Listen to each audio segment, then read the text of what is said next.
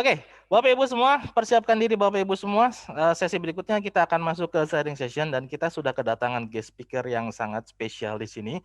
Dan saya ingin sedikit bacakan profilnya seperti apa dan juga prestasi-prestasi beliau seperti apa. Oke, dan tamu kita kali ini, beliau ini adalah seorang alma mater dari ITB. Dan beliau ini banyak sekali memiliki pengalaman memimpin setelah beliau lulus dari sekolah tersebut. Salah satunya adalah dia memiliki pengalaman di bisnis director di Snoop Mobile Media, kemudian juga memiliki pengalaman memimpin di direktur Aska Megah di Gantara, dan kemudian Direktur Bandung Information Technology. Selain daripada itu, dia pun menjabat sebagai Chairman and Founder Media Wave Group, kemudian juga founder Political Wave, dan selain itu, beliau pun aktif mengajar di Sekolah Bisnis dan Manajemen di Institut Teknologi Bogor. Kemudian Bapak Ibu semua, sejak tahun 2014 beliau ini aktif dan juga beliau ditunjuk sebagai Head of Research and Measurement di Association Digital Indonesia, hingga akhirnya kemudian beliau di-hire oleh salah satu BUMN dan akhirnya beliau menjadi seorang komisioner dari Telkomsel. Dan sejak beliau bergabung di Telkomsel, banyak sekali penghargaan-penghargaan yang diterima oleh Telkomsel. Salah satunya adalah penghargaan di domestik di tahun 2019 kemarin, yaitu mendapatkan Telkomsel mendapatkan penghargaan Indonesia Top Digital PR Award. Selain daripada domestik pun demikian, Telkomsel meraih penghargaan di penghargaan internasional. Salah satunya adalah mereka mendapatkan 2 international award di event Frost and Sullivan di Best Practical Award di tahun 2019, meraih penghargaan untuk 2019 Mobile Data Service Provider of the Year, dan satu lagi 2019 Indonesia Telkom Service Provider of the Year. Selain daripada itu, baru saja kemarin mereka meraih penghargaan sebagai Brand of the Year di bidang telekomunikasi seluler di ajang World Branding Award 2019-2020. Bapak Ibu semua, dengan bangga kami mengundang di sini Bapak Yose Rizal selaku komisioner dari Telkomsel untuk bergabung bersama kita. Saya akan coba sapa beliau terlebih dahulu ya. Saya akan coba sapa beliau, kemudian saya akan coba cek koneksinya, saya akan coba cek juga webcamnya, saya akan coba cek juga untuk suaranya sebelum nanti sesinya saya akan serahkan kepada beliau. Pak Yose Rizal, boleh monitor di sana, Pak? Halo, Mas Abid. Selamat Halo Pak pagi Yose, semua. selamat pagi semuanya. Oke, jaringannya sudah aman ya, jaringannya sudah aman, semuanya aman di sana. Dan tadi pun pagi saya sempat cek juga akun sosial medianya, Pak Yose ini aktif di sosial media. Dan pagi tadi beliau membahas mengenai hoax dan juga faktanya ketika membahas UU Omnibus Law. Kurang lebih gitu ya Pak ya. Iya. Tapi di sesi kali ini kita tidak membahas di sana karena kalau kita membahas nanti saya takutnya di-mute sama host saya nih Pak ya. Kita membahas sesuatu yang digital saja di sini. Kita akan membahas sesuatu yang digital. Semoga dari sana kita bisa mendapatkan insight dan juga kita bisa meraih penghargaan ataupun kita bisa menjadi the best of the best di Indonesia kali ini. Untuk sesi selanjutnya saya berikan seluruhnya kepada Pak Yose Rizal. Berikan aplaus yang paling meriah untuk Pak Yose Rizal. Silakan Pak Jose. Oke.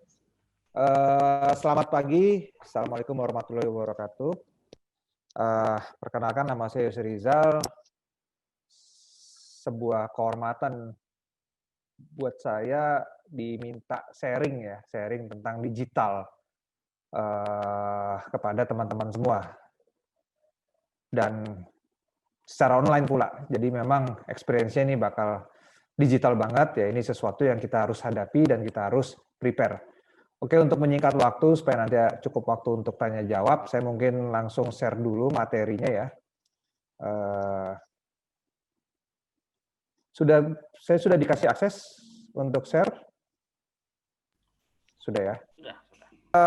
Saya yakin dari kemarin kan workshop marketingnya sudah sangat seru dan mungkin sudah banyak sekali yang memberikan materi tentang digital kepada Bapak Ibu sekalian. Ya saya berharap mudah-mudahan ada beberapa poin atau ada beberapa tambahan yang saya bisa berikan, bisa sharing pagi ini yang bisa bermanfaat buat bisnis Bapak Ibu sekalian. Oke, jadi intinya saya pengen bahas tentang apa sih digital, gimana digital itu bekerja buat Bapak Ibu. Nah, jadi sekarang kan semua perusahaan itu pengen menjadi perusahaan yang menggunakan digital atau pengen go to digital. Jadi yang paling pertama kita harus pahami itu adalah mengerti apa sih digital itu. Banyak pengertian digital dan saya yakin banyak sekali orang-orang, perusahaan-perusahaan, bos-bos, mungkin termasuk Bapak Ibu yang menganggap oh digital itu IT, digital itu komputer, digital itu laptop, digital itu smartphone, application dan lain-lain. Nah, jadi saya ambil satu definisi yang sangat bagus dari McKinsey. So, kita percaya bahwa digital itu ya bukan produk, digital itu bukan service, digital itu bukan jasa, digital itu bukan infrastruktur, bukan laptopnya, bukan kabelnya, bukan punya divisi IT itu berarti digital, tapi digital itu adalah way of doing things. Jadi gimana kita menjalankan perusahaan kita sehari-hari. Jadi digital itu ya seperti yang saya bilang tadi, bukan barangnya, tapi gimana cara kita menjalankan perusahaannya. Nah, kita lihat ada beberapa definisi yang mungkin selama ini Bapak Ibu mungkin bingung ya, apa sih bedanya? Jadi kalau kita lihat tadi digital itu way of doing business, jadi gimana sih cara kita menjalankan bisnis kita. Kemudian ada yang namanya digitization, itu transisi dari analog ke digital. Ya paling simpel kalau selama ini Bapak Ibu punya report penjualan itu dicatat secara manual, di buku atau di print misalkan, nah ini dipindah ke format digital yang bisa diakses kapanpun, dimanapun, dan bisa dianalisa. Itu simple contohnya. Kemudian digitalization, itu udah lebih maju lagi, jadi dari pencatatan sales tadi, itu bisa menjadi informasi, bisa menjadi analisa buat Bapak Ibu. Misalkan dianalisa berdasarkan, oh ternyata periode kalau bulan Februari itu yang banyak laku itu spare part ini. Ternyata penjualan itu akan spike di bulan ini, spare part ini akan meningkat di bulan ini, sehingga Bapak Ibu bisa menyediakan inventorinya. Atau misalkan, oh ternyata spare part ini tuh lama banget dijualnya, jadi ngapain stok banyak-banyak. Nah itu digitization. Dan terakhir, digital transformation.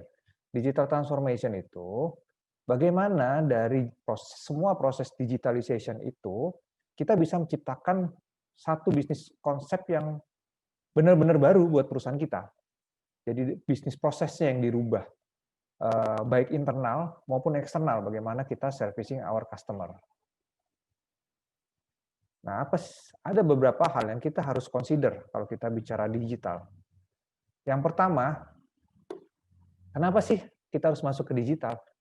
Ya karena teknologi itu transforming semua sektor bisnis. Dan saya bilang semua, tidak ada sektor bisnis yang nggak ditransform.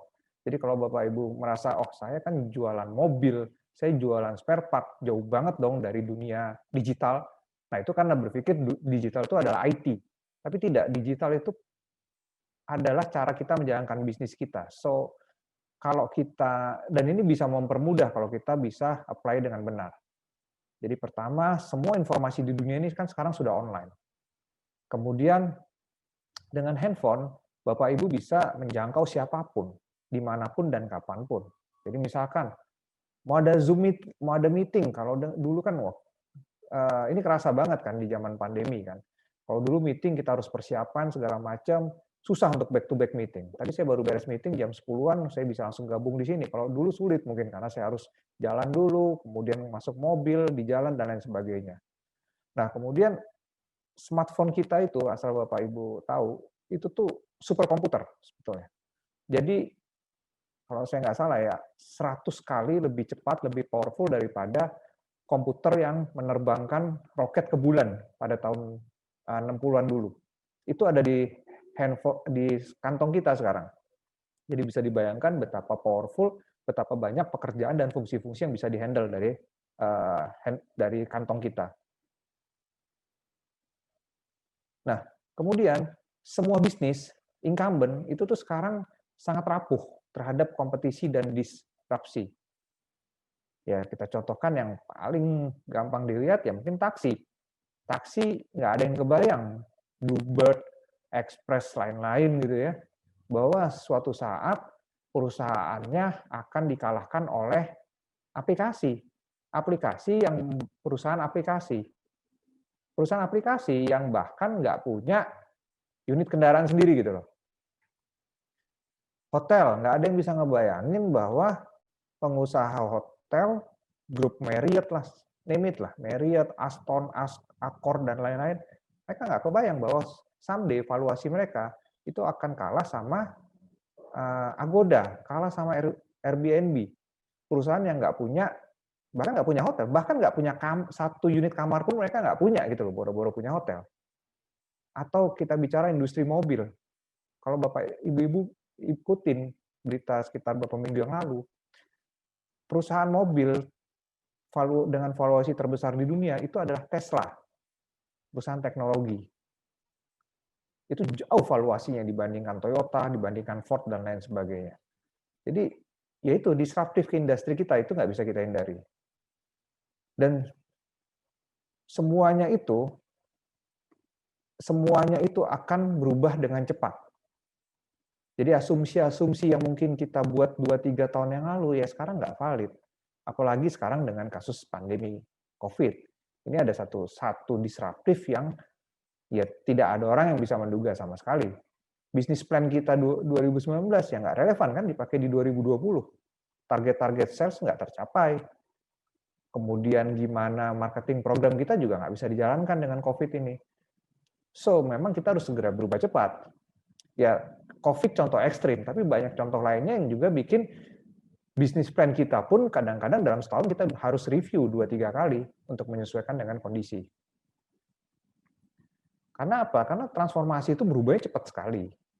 Kalau dibilang kayak Moore's Law tuh dia bilang tiap tahun jumlah transistor di IC itu double jumlahnya. Contohnya misalkan kenapa sih Amazon sama Netflix win? Mungkin sekarang Bapak Ibu juga jarang nonton TV kan. Kita sebetulnya nggak ada bioskop nggak beroperasi karena COVID pun sebetulnya kita nggak merasa terganggu kan hidup kita kan. Ya karena kita bisa lihat Netflix. Netflix itu perusahaan baru, tapi dia bisa merubah kebiasaan orang nonton. Karena ya dia menjadikan digital itu bukan sebagai support, tapi benar-benar core dari bisnisnya. Dan sekarang yang paling susah buat kita kontrol adalah power itu udah berubah dari perusahaan ke konsumen. Jadi kalau pengen menang, ya consumer centric. Dan digital itu bisa mempermudah, bisa mempercepat Bapak Ibu bikin bisnis atau perusahaan Bapak Ibu consumer centric. Karena dengan digital, ya Bapak Ibu bisa selalu berhubungan, bisa selalu greetings, bisa selalu maintain konsumen Bapak Ibu. Gitu. Nah, ini fase-fase dari digital transformation. Saya lihat dari bawah dulu itu sekitar 2-5 tahun biasanya. Saya kemarin juga sudah discuss dengan teman-teman di HMSI. Nah, kalau kita di Telkomsel, kita sudah mulai ini dari tahun 2016. Jadi kita sudah dalam taraf transformation. Nah, kita lihat dulu yang pertama, dari tahap awal, awareness. Jadi, apa sih yang terjadi di industri kita? Itu yang harus kita lihat. Kemudian, di mana posisi perusahaan kita? Jadi kalau Bapak Ibu dealer ya, di mana nih posisinya di antara industri? Kemudian teknologi-teknologi apa yang sekarang ada dan bisa kita pakai untuk membantu bisnis kita, membantu perusahaan kita. Nah, perlu action tuh Bapak Ibu. Actionnya kita bikin benchmark, analisis di industri kita, kemudian di sekitar perusahaan kita tuh seperti apa, kompetitornya tuh seperti apa, dan juga harus rajin riset. Apa sih teknologi yang bisa mempermudah hidup kita? Mempermudah hidup kita tuh definisinya luas. Teknologi yang bisa menyingkat satu proses pekerjaan yang biasanya butuh 5 menit jadi 1 menit pun itu worth consider buat dipakai gitu loh. Kemudian tahap kedua, realization. Kalau kita nggak melakukan digitalisasi, perusahaan kita tuh apa dampaknya gitu. Jadi kalau kita telat masuk, kita nggak melakukan digitalisasi, apa dampaknya? Contohnya misalkan, kan banyak nih, toko-toko grocery yang sudah masuk ke online kan, pas Covid. Nah, mereka menikmati kenaikan omset. Tapi toko-toko grocery yang telat masuk ke online, pas Covid, drop banget omsetnya. Barangnya numpuk di gudang, nggak ada yang beli ya, karena orang nggak bisa datang ke tokonya kan, ataupun ketika sudah dibuka pun ya orang tetap prefer, ya kalau saya bisa beli online ya saya mending bisa beli online gitu. Berapa banyak waktu yang kita butuhkan buat bereaksi? Nah ini waktu juga penting. Jangan sampai kelamaan mikir, ya kayak COVID lah contoh ekstrimnya. Si perusahaan-perusahaan grocery tadi kalau kelamaan mikir, kelamaan godok di dapurnya masing-masing, ya udah COVID-nya terjadi, ya mereka nggak ready, langsung dampak ke bisnisnya luar biasa. Kemudian siapa nanti yang bertanggung jawab sama proses digital ini? Terus harus dibikin konkret step by step-nya. Nah, jadi kita harus bikin action, dianalisa individual skenarionya, kemudian kita lihat dulu kesiapan perusahaan kita ini seperti apa, dari infrastruktur, dari orang, dari culture, dan lain sebagainya, konsumennya juga kita lihat, kemudian ya bikin digital strategi sama execution plan. Ya biasanya kalau kita di Telkomsel ya kita dibantu sama konsultan biasanya, tapi banyak yang sudah punya pengalaman dan bisa membantu Bapak Ibu untuk membuat digital strategi sama rencana ini. Kemudian tahap 3, transformasi. Siapa nih orang yang cocok buat menjadi pemimpin digital? Ini juga kadang-kadang jadi satu challenge, karena biasanya yang namanya bos atau owner itu kan biasanya bukan berasal dari generasi digital. Mungkin kalau sudah diturunkan ke generasi keduanya ya mereka generasi digital. Nah, kadang-kadang yang namanya digital leader itu tidak terkait dengan fungsi atau struktur. Jadi kita mesti lihat, nanti saya akan bahas lebih detail di belakang ya. Tapi intinya kita harus menentukan siapa sih digital yang bisa jadi pemimpin digitalnya. Kemudian gimana kita merubah culture di perusahaan kita supaya bisa memakai solusi-solusi baru, teknologi-teknologi baru, dan juga define bisnis-bisnis baru ke depannya. Kemudian ya teknologi apa yang dibutuhkan untuk mendukung supaya transformasi ini berjalan lancar. Nah, jadi kita harus melakukan analisa. Jadi orang tuh harus dimappingkan, siapa sih yang punya skill, siapa sih yang punya capabilities buat memimpin digital transformasi ini. Organisasi juga harus dianalisis lagi, masih relevan nggak dengan digital transformation. Tapi jangan salah, banyak yang beranggapan bahwa kalau saya bisa melakukan digitalisasi, saya bisa melakukan efisiensi, saya bisa potong orang. Enggak seperti itu. Justru kita justru front pertama dari digital transformation itu adalah orang. Jadi bukannya kita mengurangi orang, tapi kita membuat orang ready, membuat orang itu punya kapabilitas digital, kira-kira seperti itu. Kemudian appointing digital leader. Nah, tahap terakhir, ketika kita sudah masuk ke tahap terakhir dari digital transformation, namanya constant innovation. Jadi inovasi yang konsisten. Nah, di mana kita bisa merubah culture kita untuk bisa merespon, kemudian di dalam perusahaan sendiri pun ada semangat-semangat entrepreneurship dan inovasi. Jadi gimana supaya kita bikin karyawan kita itu mereka mau berpikir juga buat kemajuan perusahaan. Bukan cuma melakukan kerja seperti apa yang ditugaskan saja, tapi mereka juga ngerasa, oh kalau saya bisa bantu pengembangan perusahaan melalui cara ini, perusahaan berkembang, ya saya juga ikut berkembang. Nah itu challenge-nya untuk melakukan digital transformasi. Kemudian gimana supaya perubahan itu terus-menerus, nggak angkat-angkat tai ayam gitu loh. Jadi pas di kick off programnya, wow semua orang semangat, sebulan, 2 bulan, 3 bulan hilang. Nah itu juga harus dijaga. Dan kemudian gimana kita berkolaborasi, karena di era digital ini ya eranya kolaborasi. Jadi kita nggak bisa menang sendiri gitu loh. Kita harus cari partner-partner, kita harus cari bisnis partner di ekosistem kita tuh yang bisa saling mutualisme gitu. Kita support mereka, mereka support kita, so bisnisnya sama-sama berkembang. Jadi DNA company-nya, DNA perusahaannya itu benar-benar harus diredesign lagi. Kemudian harus orang-orang yang berinovasi, orang-orang yang memiliki kemampuan inovasi, kemauan buat menyumbangkan ide, menyumbangkan inovasi, bukan sekedar ide ya, tapi bagaimana membuat ide itu berjalan buat perusahaan, nah itu harus ada penghargaan buat mereka. Kemudian ya harus terbuka kolaborasi dengan pihak-pihak yang bisa saling menunjang. Nah, jadi 3 kunci sukses utama itu adalah yang pertama, executive and supervisory board visibility. Jadi, yang namanya digital transformasi itu harus bentuknya top down, harus top level manajemen yang mendukung kegiatan itu. Nggak bisa digital itu dimulai dari level middle management. Jadi seperti kami di Telkomsel, ya dari BOD, dari BOC, bahkan sampai pemegang saham pun memang mensupport, memang mendukung untuk dilakukan transformasi digital. Nah, kalau Bapak Ibu misalkan di perusahaan ya harus dari ownernya, kalau di dealer kan harus dari direkturnya dan lain-lain. Karena kalau misalkan nggak dari atas ini nggak akan jalan. Kemudian di mana kita menjadikan digital itu sebagai core dari fungsi-fungsi itu.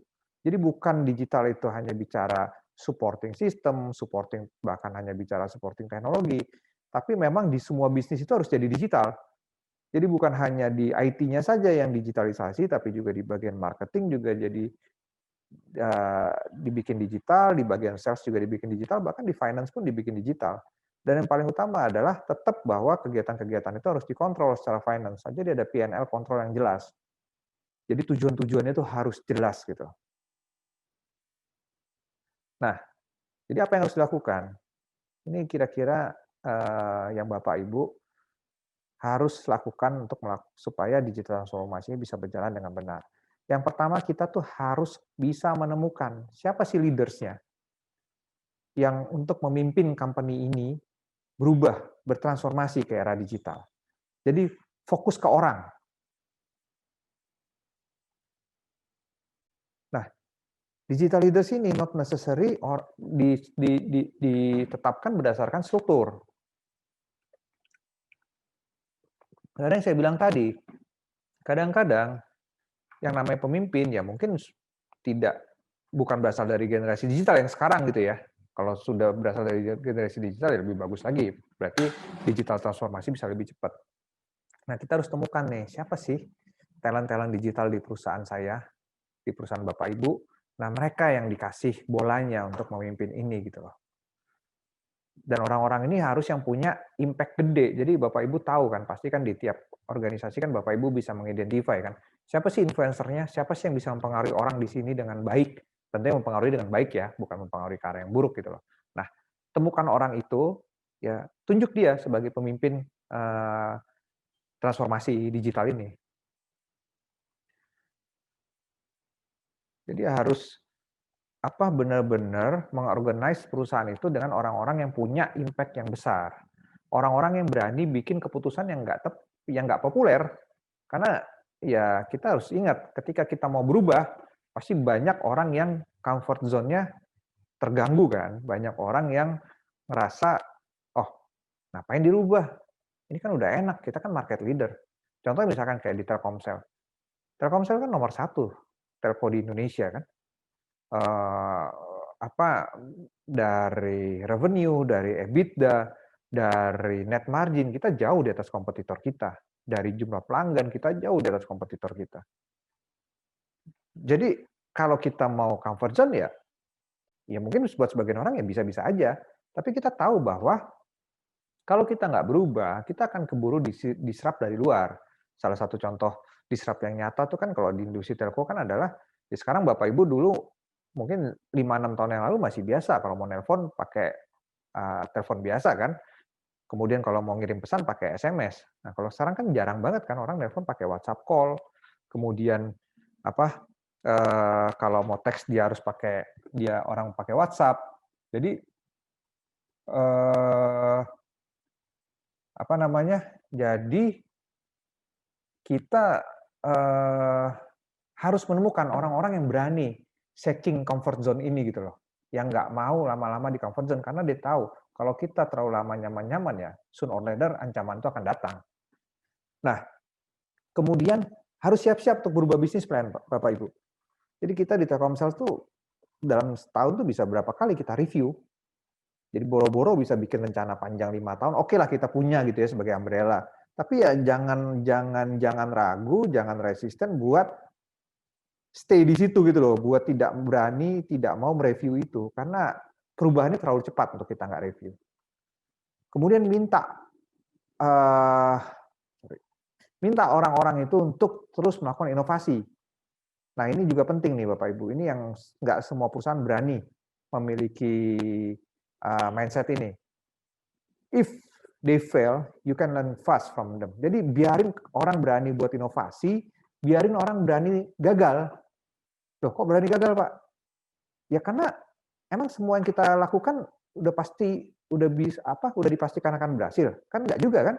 Jadi kalau misalkan mau gagal pun ya gagalnya cepat supaya kita bisa belajar, supaya kita bisa memperbaiki kegagalan itu jadi satu keberhasilan. Nah, selama ini kita terbiasa merasa bahwa planning yang bagus, planning yang panjang itu menjamin kesuksesan.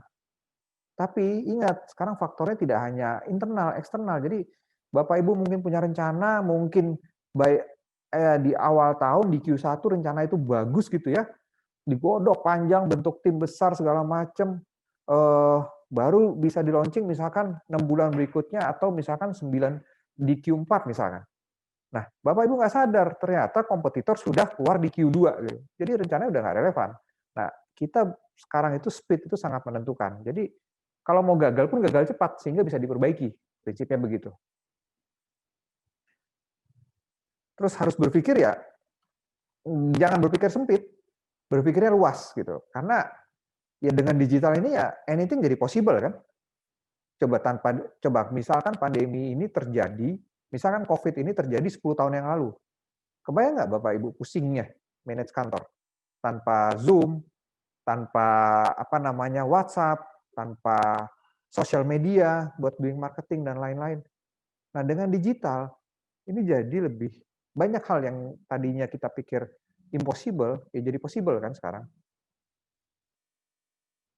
Nah, kemudian bentuk tim-tim kecil Bapak Ibu, karena kalau Bapak Ibu terbiasa bikin plan besar, kemudian bikin timnya besar, nanti nggak kelihatan tuh ide-ide. Karena saling debat satu sama lain, segala macam. Nah, tim kecil ini punya fungsi masing-masing. Nanti yang diadu adalah antar tim, tapi dengan tas yang berbeda-beda. Di Telkomsel ini kita udah punya puluhan squad, nanti saya kasih lihat beberapa contohnya. Nah, mereka ini harus bisa meng-create ide-ide baru, kemudian mereka harus berani bereksperimen, mereka harus berani gagal, dan mereka harus berani mencoba lagi sampai itu berhasil idenya. Kira-kira seperti itu. Dan lihat orang-orang yang memang mengerjakannya, lihat orang-orang yang di lapangan. Jangan bikin produk berdasarkan orang-orang yang nggak ngerti kondisinya, apalagi hanya berdasarkan asumsi di belakang meja gitu ya. Nah, jadi benar-benar harus melihat orang-orang yang memang bersentuhan dengan konsumen, bersentuhan dengan market. Kalau berkaitan dengan teknologi ya memang bersentuhan dengan teknologi dan lain sebagainya.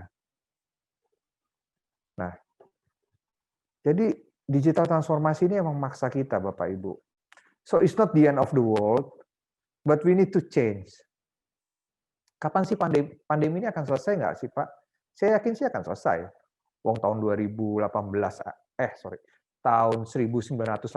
aja ketika belum ada teknologi farmasi dan lain-lain, flu Spanyol aja bisa hilang kan 2-3 tahun berikutnya kan. Apalagi sekarang, mudah-mudahan nanti awal tahun sesuai rencana akan ada vaksinnya akan diberikan bertahap, ya berangsur-angsur mungkin 2022 itu kita mulai normal lagi, kira-kira seperti itu Bapak Ibu. Tapi ada beberapa hal yang saya yakin nggak akan berubah Bapak Ibu. Contohnya misalkan seperti kami di Telkomsel. Dari bulan Maret sampai sekarang, itu di kantor pusat Telkomsel itu kita menerapkan work from home. Dan bisnis tetap berjalan. Bahkan teman-teman bilang, wah sekarang lebih padat Pak meetingnya.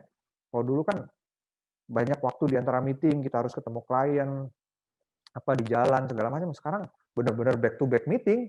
Jadi dari pagi bangun tidur jam 8 udah mulai depan laptop sampai malam depan laptop. Jadi in some way bisa loh dijalanin dengan cara begini dan lebih efektif dan tentunya cost efisiensi kan buat kita kan.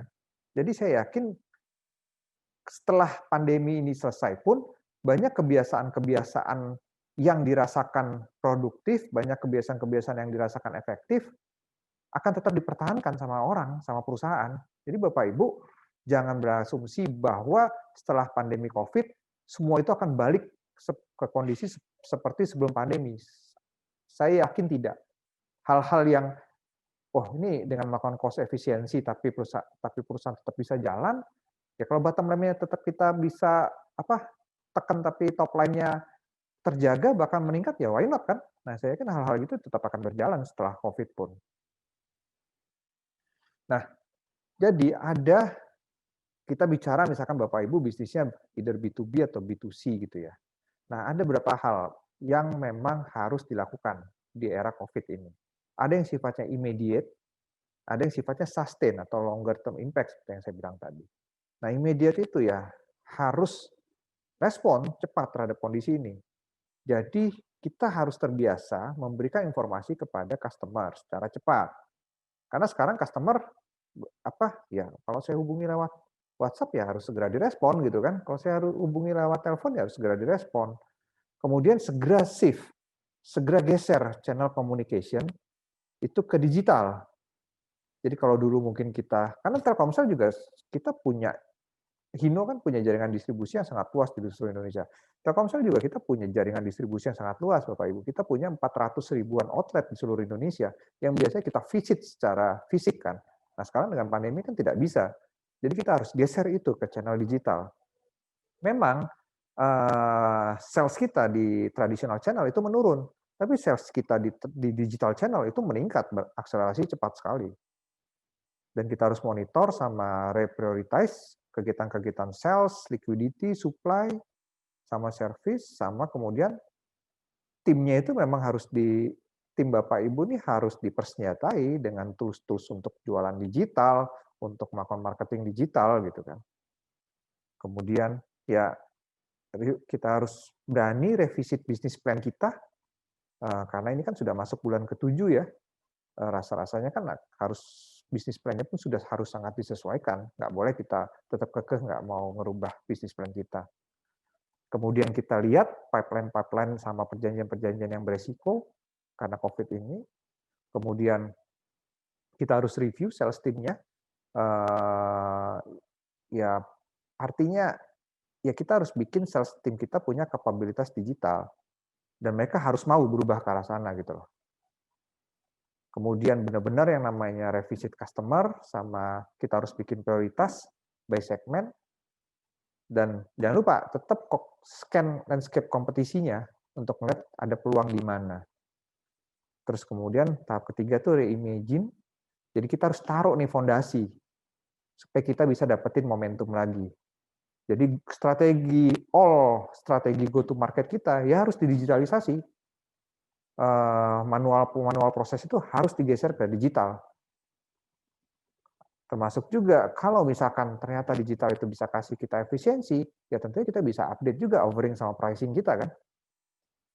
Rebuild juga fondasi kita di data dan CRM karena ini penting banget. Jadi core-nya salah satu soul-nya digital, core-nya digital itu data Bapak Ibu.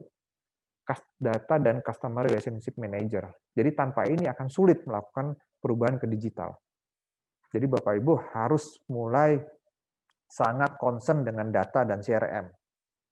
Kemudian lihat tren-tren dan yang berkembang, dan tren-tren itu harus kita bisa ikuti dan kita execute dengan cara-cara yang cepat, dengan cara-cara yang agile. Sehingga nanti kita bisa rebound, kita bisa manfaatkan ini untuk accelerate strategic inisiatif untuk menang nanti di era new normal itu. Karena ya saya rasa kita nggak akan pernah normal lagi sebelum zaman COVID. Bukan karena kita nggak bisa mengalahkan pandeminya, saya yakin kita bisa kok ngalahin pandemi ini. Tapi ya akan ada beberapa kebiasaan yang kita rasa udah enak begini, ngapain kita balik lagi ke dulu, ngapain kita macet-macetan di jalan, kan orang pasti akan berpikir begitu kalau bisa dilakukan secara online. Nah jadi scale e-commerce, mulai sekarang harus scale e-commerce, digital sales sama inside sales-nya, kemudian lengkapi dengan tools-tools engagement buat account, buat marketing, buat sales, data itu harus bisa digabung antara data marketing sama data sales. Bikin tim, jadi buat bikin apa sih inovasi-inovasi yang harus bisa kita lakukan ke depannya buat menyikapi new normal era ini. Ya ini saya yakin di sisi HMSI-nya harus menyiapkan yang namanya artificial intelligence sama machine learning capabilities, misalkan untuk pricing, untuk distribusi, untuk stok, untuk inventory, dan lain-lain gitu loh. Dan perlu untuk setup virtual commercial war room, sehingga semua informasi, semua prioritas, semua project, semua skala-skala itu bisa dimonitor dan bisa diukur secara benar, kira-kira seperti itu. Dan secara cepat, yang paling penting juga. So, sales approach-nya sekarang nggak akan sama dengan sebelum pandemi terjadi. Jadi Bapak Ibu harus make sure stay sosial, walaupun kita berjarak. Karena marketnya kan tetap sama, karena audiensnya kan tetap sama. Nanti ketika udah new normal, ekonominya bangkit lagi, ya kebutuhannya akan naik lagi kan seperti sebelumnya. Tapi ya orang-orang ya kalau bisa nggak ketemu ya ngapain ketemu gitu kan. Jadi Bapak Ibu harus stay sosial lewat digital. Pindahin brand-brand Bapak Ibu, strateginya, campaign, yang lain-lain secara online. Pindah juga ke online store. Online store ini bisa dua, bisa apa namanya, bisa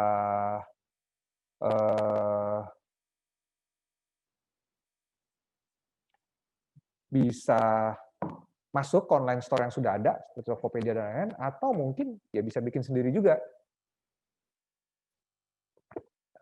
Fokus untuk memperkuat relasi kita dengan customer, yaitu dengan CRM. Kan saya bicara dengan teman-teman di HMSI, sudah punya kan sistem CRM-nya. Nah itu tuh senjata banget Bapak Ibu. Itu tuh benar-benar harus dipakai, benar-benar harus diutilize.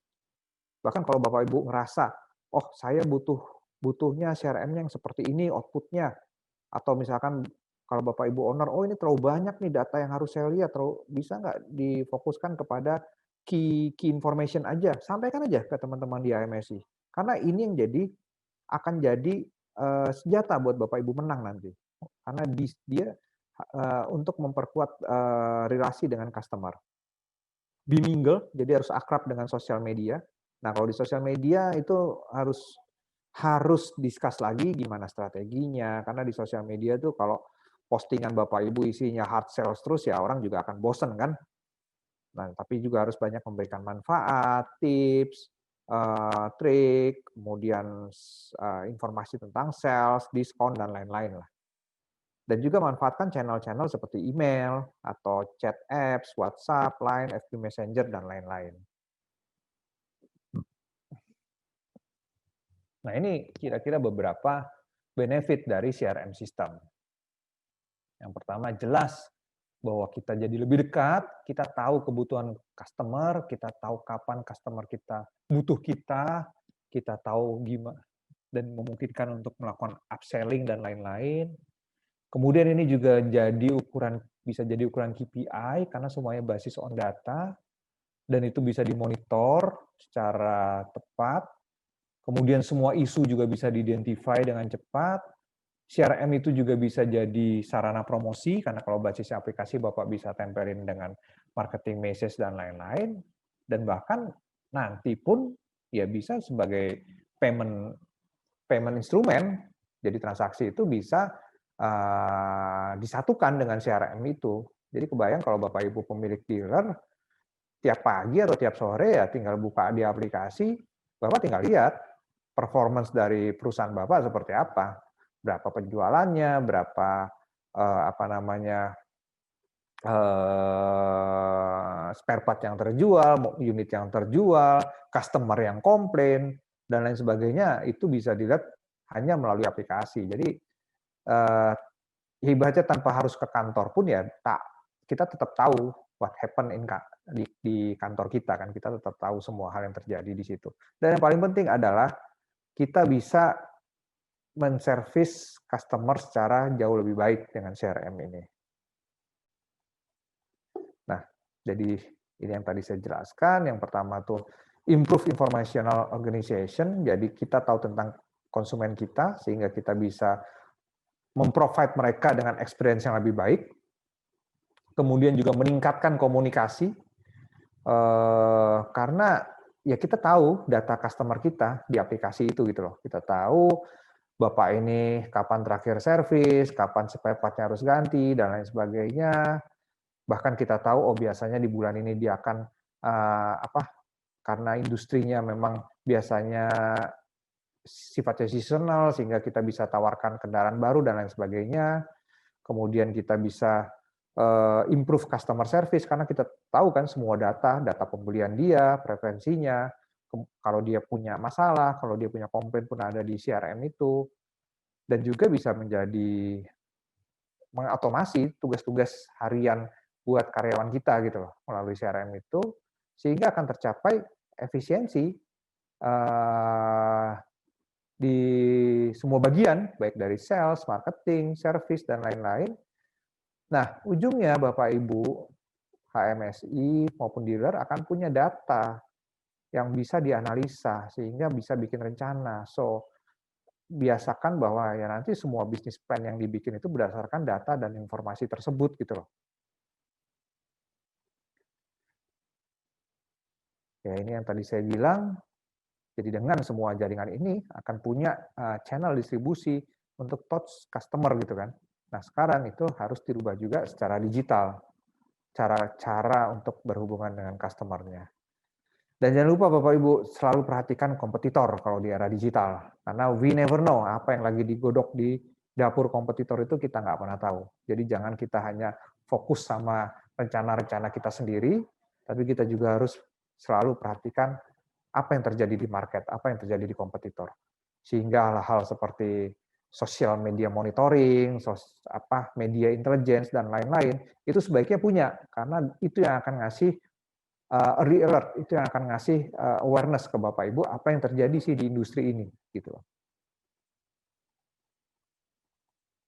Nah, kira-kira seperti itu yang terkait dengan digital dan sedikit tentang Hino. Saya mau share sedikit tentang apa sih yang kita udah kerjakan di Telkomsel terkait digital transformasi ini supaya Bapak Ibu punya gambaran yang lebih konkret. Jadi prinsipnya kalau kita ngelihat ya, ini cara kerja yang baru. Seberapa agile kita bisa jalanin perusahaan kita. Intinya tuh kita ingin menuju ke sana. Nah, ini tujuan kita customer centric. Kita pengen jadi perusahaan yang customer centric. Jadi secara cross functional, kita bekerja sama antara tiap bagian supaya bisa solve problem lebih cepat, kemudian eksekusinya juga lebih baik, sehingga ujungnya ya customer lebih cepat dilayani gitu loh. Jadi dari bagian sales, marketing, IT, network, itu tuh engagement-nya kita bikin seamless. Supaya semua problem itu nggak ada ego sektoral lagi, dan lain sebagainya. Kemudian juga lean strategi. Jadi yes, kita nggak expect, kita udah benar dari awal gitu loh. Jadi yang kita lakukan tuh ya sering melakukan tes, sering melakukan percobaan, kemudian kita belajar dari situ, dan kemudian kita rubah. Kalau misalkan salah, yang saya bilang tadi, mendingan kita salah cepat, supaya kita bisa rubah cepat, supaya suksesnya juga lebih cepat gitu loh. Kita juga menerapkan agile principle, simple, better, faster, untuk meminimalisasi resiko. Jadi semuanya itu punya berdasarkan strategi dan desain. Jadi kita sudah memetakan resikonya juga di awal, walaupun ya seberapapun dalamnya kita udah memetakan resiko, ya tetap aja kemungkinan gagal ada. Makanya tadi mendingan gagal cepat kan, supaya bisa diperbaiki. Dan design thinking ini juga penting, supaya kita bisa bikin semua kegiatan kita, semua strategi kita itu human centered design. Dan ini sangat didukung oleh data. Makanya tadi saya bilang, kalau Bapak Ibu sudah punya CRM, itu bagus. Dan itu harus dipakai. Karena sistem, kalau nggak dipakai, ya nggak ada gunanya, hanya sistem aja. Tapi kalau itu bisa diisi sama data customer, data perusahaan, dan lain-lain, percaya deh, itu akan jadi senjata yang sangat powerful untuk perusahaan Bapak Ibu berkembang ke depannya. Nah, new way of work kita, agile, kira-kira seperti ini. Yang pertama itu, jadi kita itu bentuk banyak tim, Pak, Ibu. Istilah kita tuh squad namanya. Mungkin udah lebih dari 20 tim lah sekarang di Telkomsel. Satu tim itu terdiri dari 8 sampai 9 orang. Biasanya ada product owner-nya, kemudian ada yang ngerti secara IT, ada yang ngerti secara bisnis, ada yang ngerti secara finansial, ada yang ngerti secara experience dan lain sebagainya. Nah, jadi yang pertama, dan semua Agile Squad itu disponsori sama direktur, karena yang saya bilang tadi, digital transformation itu tidak akan berhasil tanpa disponsori oleh top manajemen. Jadi memang disupport sama top manajemen. Nah, jadi yang pertama itu kita ada tahap preparation, activation, progress, sama measurement, karena semuanya harus diukur. Dan di Telkomsel ada yang namanya TMO ini, Transformation Management Office. Inilah tim yang mengawal transformasi yang terjadi di Telkomsel. Dan mereka ini direct report ke CEO. Jadi top dan berkala dilaporkan ke BOC, Board of Commissioner. Jadi memang didukung oleh dari top manajemen kalau di Telkomsel semuanya. Nah, kira-kira apa sih yang dilakukan sama squad-squad ini? Di tiap hari ini, Bapak Ibu, rutinitas mereka. Jadi ada yang namanya sprint planning. Di sesi ini nggak cukup lah kalau saya harus nerangin tentang sprint. Nanti mungkin ya HMSI bisa khusus bikin workshop tentang sprint, bisa khusus bikin workshop tentang agile, dan lain-lain. Nah, jadi kalau di sprint itu memang kita bikin objektifnya, planningnya itu. Objektifnya apa, kemudian prioritizing tugas-tugasnya gitu ya. Jadi kalau simpelnya gini loh, Bapak Ibu mungkin sering lihat orang kalau meeting itu pakai kertas-kertas kecil warna kuning itu ya, namanya pop up ya. Itu yang ditempel di kaca biasanya ya, atau di kaca sih biasanya karena bisa dilepas. Nah, biasanya si kertas-kertas kecil itu, pop up paper itu disusun dari sebelah kiri ke sebelah kanan. Itu menunjukkan proses, Bapak Ibu. Jadi kiri itu proses nomor 1, kanan itu proses ujungnya. Nah, nanti rutinitas itu adalah tiap hari itu kita memindahkan. Ini kertas sudah bisa pindah belum sih dari proses 1 ke proses 2? Nah, itu yang nanti diukur. Jadi tiap hari itu akan ada daily stand up, jadi meetingnya pun sangat singkat, sekitar 10-15 menit, dan meetingnya nggak boleh duduk, karena kalau udah duduk lupa berdiri. Kalau udah duduk nanti jadi banyak bahas hal-hal yang nggak penting. Jadi benar-benar meeting itu sambil berdiri, cuma 3 aja sebetulnya highlight-nya.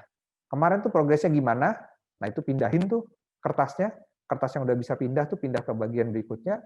Hari ini tuh rencananya apa, kertas mana yang mau dipindahkan, nah terus kira-kira hambatannya apa, gitu aja terus setiap hari.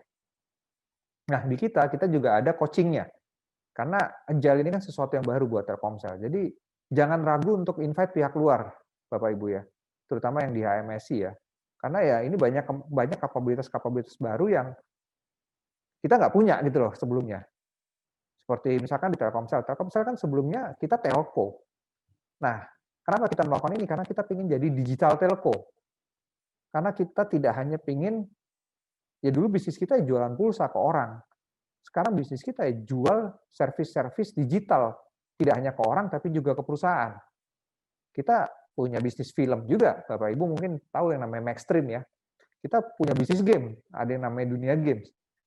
Bahkan sekarang kita punya home LTE, jadi bisa connect internet di rumah dengan jaringan Telkomsel. Jadi nggak usah narik kabel lagi gitu loh. Nah itu hasil dari teman-teman ini. Bahkan Telkomsel itu udah punya Zoom sendiri Bapak Ibu. Namanya CloudX, mungkin udah ada yang pakai ya. Kalau di pemerintahan, di BUMN itu, di swasta juga udah banyak yang pakai CloudX, itu Zoom sendiri. Nah itu dihasilkan salah satu produk dari tim Agile ini, salah satu dari tim Agile Squad ini menghasilkan CloudX, bahkan produknya sudah bisa dijual, sudah bisa dimonetisasi. Kemudian time to time, emang dipresentasikan si sprint ini. Dipresentasikan, kemudian ketika udah jadi MVP, ya dicoba ke market. Jadi tujuan ini ada 2 sebetulnya. Yang pertama internal, yang kedua eksternal. Internal itu biasanya untuk mengefisiensikan, untuk membantu proses-proses yang terjadi di internal. Ya ujungnya biasanya efisiensi secara waktu, secara biaya gitu ya. Bottom line lah. Nah, ada juga tim kedua yang memang eksternal tujuannya. Bagaimana menciptakan bisnis-bisnis baru di masa depan buat Telkomsel? Yaitu untuk top line-nya. Jadi ada 2 fokus utama kami, internal maupun eksternal. Dan TMO ini yang mengawal, Transformation Management Office ini yang mengawal. Mereka menyiapkan playbook-nya, Jadi ada kitabnya gitu ya untuk digital transformasi ini. Kemudian mereka juga menyiapkan komite-komitenya bahkan sampai investment. Kalau misalkan kita harus invest juga. Jadi banyak produk-produk itu yang memang kita harus invest untuk besarkan jadi bisnis. Ya saya kasih contoh seperti CloudX tadi gitu ya. Kemudian kita juga menyiapkan tools untuk engagement-nya. Apalagi di zaman online ini kan. Jadi ada tools untuk collaboration, namanya Miro, ada Zoom untuk komunikasinya, kita punya sendiri yang tadi dikembangkan oleh Squad itu namanya CloudX, dan beberapa ya kita pakai kayak Microsoft Teams dan lain-lain. Jadi kira-kira seperti itu, Bapak Ibu, sharing dari saya tentang gimana digital transformasi itu. Mudah-mudahan setelah session ini Bapak Ibu nggak kebingungan lagi apa sih digital itu, apa sih digitalisasi itu, apa sih digital transformation itu. Mudah-mudahan udah sangat jelas. Kemudian yang kedua, Bapak Ibu sudah punya CRM. Nah, itu tuh senjata banget di era digital ini, karena di CRM itu punya data, baik data performance perusahaan kita maupun data konsumen. Itu wajib untuk dipakai, karena tanpa itu Bapak Ibu yang nggak bisa melakukan digitalisasi, prinsipnya begitu, nggak bisa melakukan bisnis yang customer centric. Terus saya juga tadi share in praktek apa yang kami lakukan di Telkomsel. Jadi kira-kira seperti itu. Saya kembalikan ke moderator ya, mungkin kalau ada sesi tanya jawab. Oke, terima kasih. Boleh dong kasih applause yang paling meriah untuk pembicara kita, Pak Yose Rizal. Thank you, terima kasih Pak Yose. Dan nanti sekarang saat ini kita akan masuk ke sesi Q&A setelah ini. Tadi kalau saya amati Pak Yose di meeting kali ini ada cukup banyak pertanyaan, baik dari HMSC maupun dari dealer. Jadi kalau di Hino itu HMSC itu adalah main distributornya, terus kemudian kita memiliki berbagai macam dealer. Dan di kesempatan kali ini kita sudah terhubung ke seluruh dealer di Indonesia. Jadi kurang lebih di Indonesia ada sekitar 40 sampai dengan 41 dealer di Indonesia. Oke, nah sebelum kita masuk ke sesi Q&A, terlebih dahulu saya ingin mengundang kepada Bapak Santiko Wardoyo. Mungkin ada pesan yang ingin disampaikan oleh Pak Santiko Wardoyo, saya persilakan. Pak Santiko, boleh cek, silakan.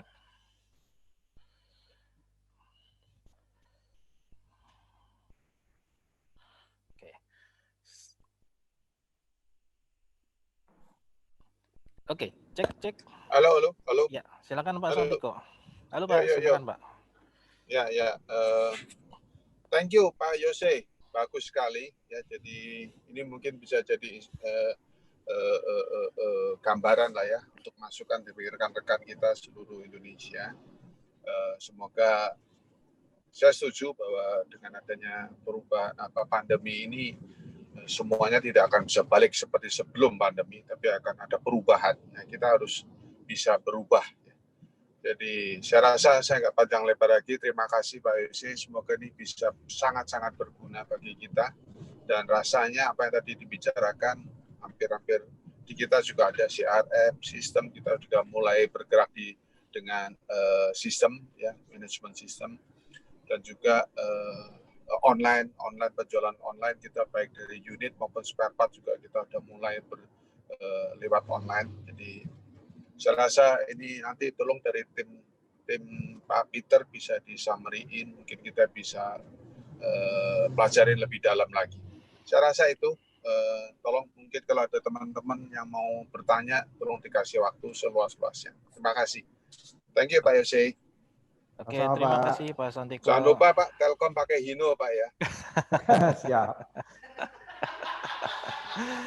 Oke ya. Thank you Pak Santiko, terima kasih Pak Santiko. Hati-hati di jalan juga Pak Santiko, karena sepertinya tadi kita lihat Pak Santiko sedang di jalan ya. Oke, dan Pak Santiko masih sempat-sempatnya menyempatkan untuk join di sini agar kita bisa mendapatkan manfaatnya. Oke, sekarang kita akan masuk ke sesi Q&A. Jadi di sesi kali ini saya mohon izin ya Pak Yose Rizal, saya duduk. Karena kalau tadi Pak Yosi bilang kita harus berdiri, tapi saya mohon izin di kesempatan kali ini saya duduk. Oke. Dan tadi kalau saya amati ada berbagai macam pertanyaan yang masuk di meeting chat gitu ya. Nanti kita akan coba jawab, tapi terlebih dahulu kita mau lebih kenal lebih lanjut, lebih dalam terkait mengenai Pak Yose Rizal. Pak Yose Rizal ini ngomong-ngomong nama panggilnya apa nih Pak? Kalau nama panggilannya Pak, supaya kita bisa lebih dekat Pak. Yose Pak Yose dari aja Yose. ya, Pak Yose. Dan tadi saya sempat lihat juga di sosial media dari Pak Yose ini ya. Pak Yose ini aktif sekali di Instagram. Bahkan tadi saya melihat ada berbagai ada foto-fotonya bersama presiden dan juga para pemimpin negara. Itu rasanya gimana tuh Pak bisa berfoto bersama presiden tuh Pak? Ya tentunya satu kebanggaan dan satu kehormatan ya, karena intinya kan kita itu kan prinsipnya kalau buat saya sih prinsipnya dua ya kalau kalau saya melakukan pekerjaan itu. Yang pertama, saya senang sama apa yang saya kerjakan gitu ya, sehingga tidak ada rasa terpaksa, tidak ada rasa kewajiban gitu ya, karena emang saya senang. Yang kedua ya saya pengen kerjaan saya itu berimpact buat orang, apalagi Ya. kalau bisa berimpact buat orang banyak gitu kan. Makanya memang di banyak kesempatan ya saya cukup beruntung bisa membantu ya bisa membantu pemerintah juga gitu kira-kira. Ya. Dan kalau impresi saya begitu pertama kali lihat Instagram Pak Yose ini luar biasa ya. Kalau saya scroll down lagi ke bawah, ternyata Pak Yose ini adalah banyak hobinya di sana ya. Kalau saya amati Pak Yose ini salah satu ini ya Liverpoolian sepertinya Pak ya. Ya, lagi sedih habis dibantai. Kalau saya ini Pak, kalau saya Milanisti Pak. Jadi saya Oh, masih ingat tuh waktu siap. itu tahun 2006 ya Pak Di ya. Turki ya. Di Turki. Tapi kita bisa balas ya Pak ya di tahun berikutnya ya Pak ya. Oh, Oke, selain Liverpoolian juga Pak Yose ini penggemar motor ya Pak ya. iya, Penggemar motor dan juga traveling, betul ya Pak ya, seperti itu ya. Kelihatannya motornya kalau saya lihat di sosial media ini banyak juga ya Pak ya, ada motor BMW dan lain sebagainya. Kalau saya penggemar motor hanya motor saya Mio gitu aja Pak. Oke, itu aja. iya Pak Yose. Jadi kita di sesi kali ini kita jauh lebih santai saja ya Pak Yose ya. Jadi nanti di sini saya sedikit introduction. Jadi tadi saya sudah catat berbagai macam informasi yang tadi Pak Yose sudah sampaikan. Dan dari penjelasan Pak Yose ini ada beberapa poin yang sebenarnya Hino pun sudah ada. Seperti contohnya tadi Pak Yose CRM. Di Hino kita menyebutnya kurang lebih Hoyu, gitu Pak. Jadi database-nya itu kita sebut sebagai Hoyu, kurang lebih gitu. Dan kemudian tadi juga di awal Pak Yose bilang bahwa ternyata digital itu adalah bagaimana kita menjalankan bisnisnya. Jadi bukan digital itu kita pindah dari yang manual ke platform yang soft gitu, bukan. Tapi lebih daripada itu adalah bisnis gitu ya Pak ya. Dan ini pun ada terkait dengan tadi saya catat adalah pertanyaan pertama dari rekan kita di HMSI, Marisina Sihite. Jadi pertanyaannya kalau di kita di HMSI di Hino lah, di Hino secara umum atau di dunia komersial vehicle, ada beberapa customer di luaran sana yang memang customer ini pola pikirnya adalah lebih ke pola pikir sederhana.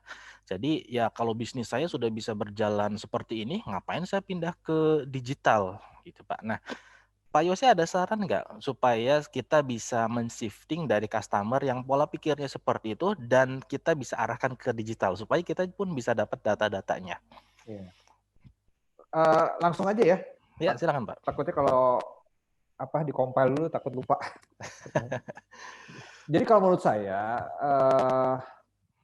memang kan ada orang yang dengan sadar ya bahwa memang kita perlu melakukan perubahan ke digital ini. Nah, saya tuh banyak bantulah beberapa grup konglomerat di Indonesia, misalkan seperti Pak CT, kemudian di Sinarmas juga.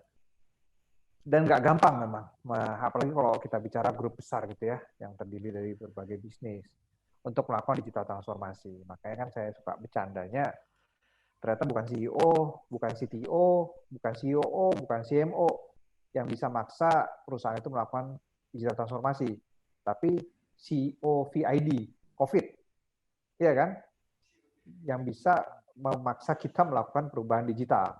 Nah, tentunya di sisi customer pun saya rasa sedikit banyak ini juga mereka rasakan lah sekarang. Nah, kalau jadi saya yakin banyak yang memang dengan sadar, dengan self-awareness itu sudah merasakan pentingnya digital, betapa digital itu bisa mempermudah hidupnya gitu kan. Sekarang name it lah, apa sih yang nggak bisa dilakukan secara digital kan? Istri saya aja belanja sekarang ya benar-benar full digital aja, nggak pernah datang lagi ke supermarketnya. Selama pandemi, anak saya kelas 3 SMP, dia bisa punya bisnis jualan dessert box gitu. Dan pemasarannya saya lihat benar-benar digital. Bahkan kadang-kadang saya suka surprise, dari menemukan suppliernya pun sampai melakukan photoshoot-nya pun dilakukan secara digital, secara virtual gitu ya. Apalagi marketingnya dia benar-benar digital. Dia kerjasama dengan influencer gitu kan, terutama kalau anak-anak seumur mereka di TikTok kan, itu di digital banget gitu loh. Dan saya juga surprise, selama ini kan saya juga punya agensi media web, ternyata anak-anak ini bisa milih influencer yang tepat, negosiasi harga dengan influencer, bahkan kadang-kadang ada influencer yang mau nggak mau dibayar karena mereka pengen nyobain dessert box-nya gitu loh. So at the end of the day ya kita harus menunjukkan bahwa digital itu bermanfaat buat customer kita gitu. Nah, kita harus bisa mapping nih kira-kira benefit apa sih yang diperlukan sama customer kita. Dan itu yang perlu kita deliver secara digital. Jadi nanti di CRM itu, jadi jangan berasumsi teman-teman di AMSI ini bahwa oh CRM ini udah selesai nih. Pokoknya kita udah punya CRM, pokoknya udah selesai. Tapi CRM itu pun tetap harus di A/B testing. A/B testing itu dalam artian harus dites terus, mana sih fungsi-fungsi yang perlu kita improve, mana fungsi-fungsi yang perlu ditambahkan. Bahkan mungkin ada fungsi-fungsi yang sebetulnya nggak diperlukan. Nambah journey aja, nambah panjang aja, nambah data aja yang perlu dibaca. Mungkin ada gitu loh. So, benar-benar si CRM ini dijadikan salah satu cara kita berkomunikasi dengan customer. Kemudian customer tuh kan juga beda-beda ya. Perlu kita tanya ke mereka, Bapak Ibu senangnya dihubungi lewat mana sih? Mungkin ada yang senang lewat WhatsApp, mungkin ada yang senang lewat Line, mungkin ada yang senang lewat sosial media gitu kan. Saya nggak tahu lah, tapi mungkin TikTok enggak lah ya, tapi mungkin bisa jadi sarana informasi yang efektif juga gitu loh. Apalagi kalau misalkan berasal dari generasi Gen Z atau generasi milenial, saya kadang-kadang suka surprise. Kayak ini lagi rame-rame Omnibus Law, tiba-tiba 2 hari yang lalu saya pulang ke rumah, sampai pagi tuh diajak diskusi soal Omnibus Law sama anak saya. Anak saya tuh kelas 3 SMP sama kelas 1 SMP. Loh, istri saya kaget kan, saya tanya, tahu dari mana? Tahu dari TikTok katanya gitu. Di TikTok tuh rame banget tentang Omnibus Law. Bayangkan, isu yang sangat serius itu pun bisa masuk ke TikTok gitu kan. Jadi harus di-identify yang pertama, memang kanal komunikasi apa nih yang pengen dilakukan sama customer, karena saya yakin tiap customer beda-beda. Dan ya kita harus ada di kanal komunikasi itu gitu loh. Yang kedua, informasi-informasi apa atau service-service apa atau kira-kira engagement seperti apa yang memang dibutuhkan oleh customer. Nah, itu memang harus di-riset, harus dilakukan riset terlebih dahulu, kemudian nanti ya dites, nanti dilihat lagi feedback-nya dari customer itu. Jadi dibiasakan juga, ya seperti Bapak Ibu kan pasti udah punya pengalaman kan dengan Gojek kan, dengan GoFood, dengan Grab, mereka kan selalu minta feedback. Bagus nggak layanan driver kami? Bagus nggak layanan kami? Bagus nggak restorannya? Itu buat apa ya? Buat improve. Nggak ada tujuan lain buat improve, karena data customer itu adalah data yang paling valid buat kita melakukan strategi, buat kita melakukan rencana, buat kita melakukan improvement. Kira-kira seperti itu. Jadi ya kasih benefitnya ke mereka, tanya ke mereka apa yang mereka pengen kita servicing. Nah, itu yang dikasih lewat digital. Pasti mereka juga akan dengan senang hati move ke digital channel ini gitu loh.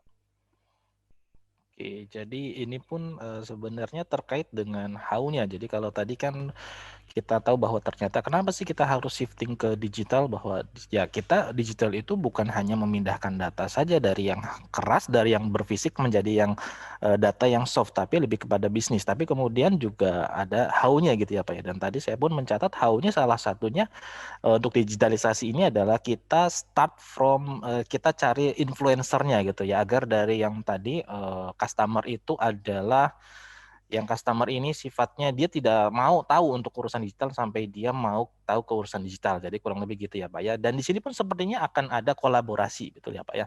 Nah, Ya. mungkin gini kali Pak, kalau misalkan kita berkolaborasi, nah kolaborasinya itu bentuknya seperti apa sih Pak? Karena bisa jadi kan di setiap di setiap toko pun ada kompetitornya gitu ya. Kalau saya bilang di sini di Jakarta sendiri kurang lebih ada sekitar 8 dealer, dan 8 dealer ini bisa jadi salah satu di antaranya dia pun berkompetisi dengan sesama Hino kurang lebih gitu Pak. Nah, apakah bisa dengan kondisi seperti itu kita berkolaborasi? Nah, kalau kolaborasi seperti itu bentuknya akan seperti apa Pak? Karena satu sisi kan ada kolaborasi, tapi di sisi bola ada kompetisi juga gitu Pak. Iya, sebetulnya gini, salah satu kenapa sih kita butuh influencer gitu ya? Nah, apalagi di era social distancing begini, salah satu yang akan menguatkan orang untuk memakai atau membeli atau menggunakan produk kita itu kan adalah testimoni kan, testimoni dari pelanggan lainnya. Nah, itu kenapa banyak brand sekarang mengalokasikan budgetnya yang dulu buat ke media-media lain, itu masuk ke yang namanya influencer marketing, masuk ke yang namanya konten marketing. Karena ya orang kalau nggak bisa nyoba, ya udahlah, setidaknya saya udah tahu testimoni orang lain, oh ternyata enak nih pakai Hino, ternyata bagus nih pakai Hino gitu kan. Itu dari testimoni orang lain, dari testimoni pelanggan, dan itu lebih powerful daripada perusahaannya sendiri yang ngomong. Karena kan kalau perusahaan kan pasti kita ngomong yang baik kan tentang diri kita. Tapi kalau secara apa namanya pelanggan ya ini kan sharing. Makanya kita harus benar-benar make sure bahwa pelanggan kita akan memberikan review yang bagus, akan memberikan apa namanya testimonial yang bagus tentang produk kita. Emang nggak akan semua pelanggan mau di-share kan, karena mereka biasa berpikir privacy dan lain-lain. Tapi ya kalau kita bisa menemukan seperti itu, ya that will be our most powerful marketing tool, gitu kira-kira. Kemudian gimana dengan persaingan? Ya saya nggak tahu apa ya. Ya kayak kita lah di Telkomsel, kita juga punya dealer kan banyak banget. Malah kadang-kadang hitungan langkah tuh ada lagi gitu kan. Ya mereka memang bersaing, yang kita bisa lakukan adalah memang kita mengequip mereka untuk bisa bersaing satu sama lain. Tapi kan gimana mereka bisa memenangkan consumer itu again ya. Kalau saya lihat dari pengalaman kita dengan ini adalah gimana cara mereka men-treat konsumennya. Oke lah, mungkin di satu sisi harga penting. Ada selisih harga, ada beda harga penting. Tapi biasanya ya kalau selisihnya nggak terlalu banyak, ya kalau di industri mobil saya nggak tahu ya, mungkin nggak bisa terlalu ngasih diskon yang beda-beda juga kan, pasti ada mekanisme harga yang diatur kan supaya ada keseragaman harga. Ya ujungnya adalah servis. Orang akan merasa lebih nyaman, orang akan merasa lebih terikat, lebih attached sama dealernya apabila dealernya memang bisa memberikan servis yang sesuai dengan yang dibutuhkan, apabila bisa memberikan bantuan, bisa memberikan solusi gitu kan. Nah, saya rasa jadi ujung akhirnya untuk memenangkan kompetisi ini ya gimana customer centric tadi yang saya bilang. Dan again, CRM itu sangat powerful kalau dipakai buat customer centric. Kira-kira seperti itu. Apalagi di era sekarang ya, kalau dulu mungkin customer visit itu sangat wajar, customer datang ke dealer itu sangat wajar, ya sekarang bagaimana kita menggantikan itu dengan proses online. Tadi kalau nggak salah kan yang sesi sebelum saya itu kan, kemarin saya diceritakan kan, itu salah satu contoh dealer yang dia berhasil melakukan virtual gathering, ya kan. Kemudian dari virtual gathering itu juga bisa mendapatkan sales dan lain-lain. Jadi hal-hal seperti itu yang memang harus dirubah di era pandemi itu, bagaimana yang sebelumnya bersifat offline itu bisa digeser jadi online. Kalau saya sih ngerasanya in some way itu lebih efektif ya. Contohnya misalkan virtual gathering, secara cost kita lebih murah lah daripada kita melakukan gathering secara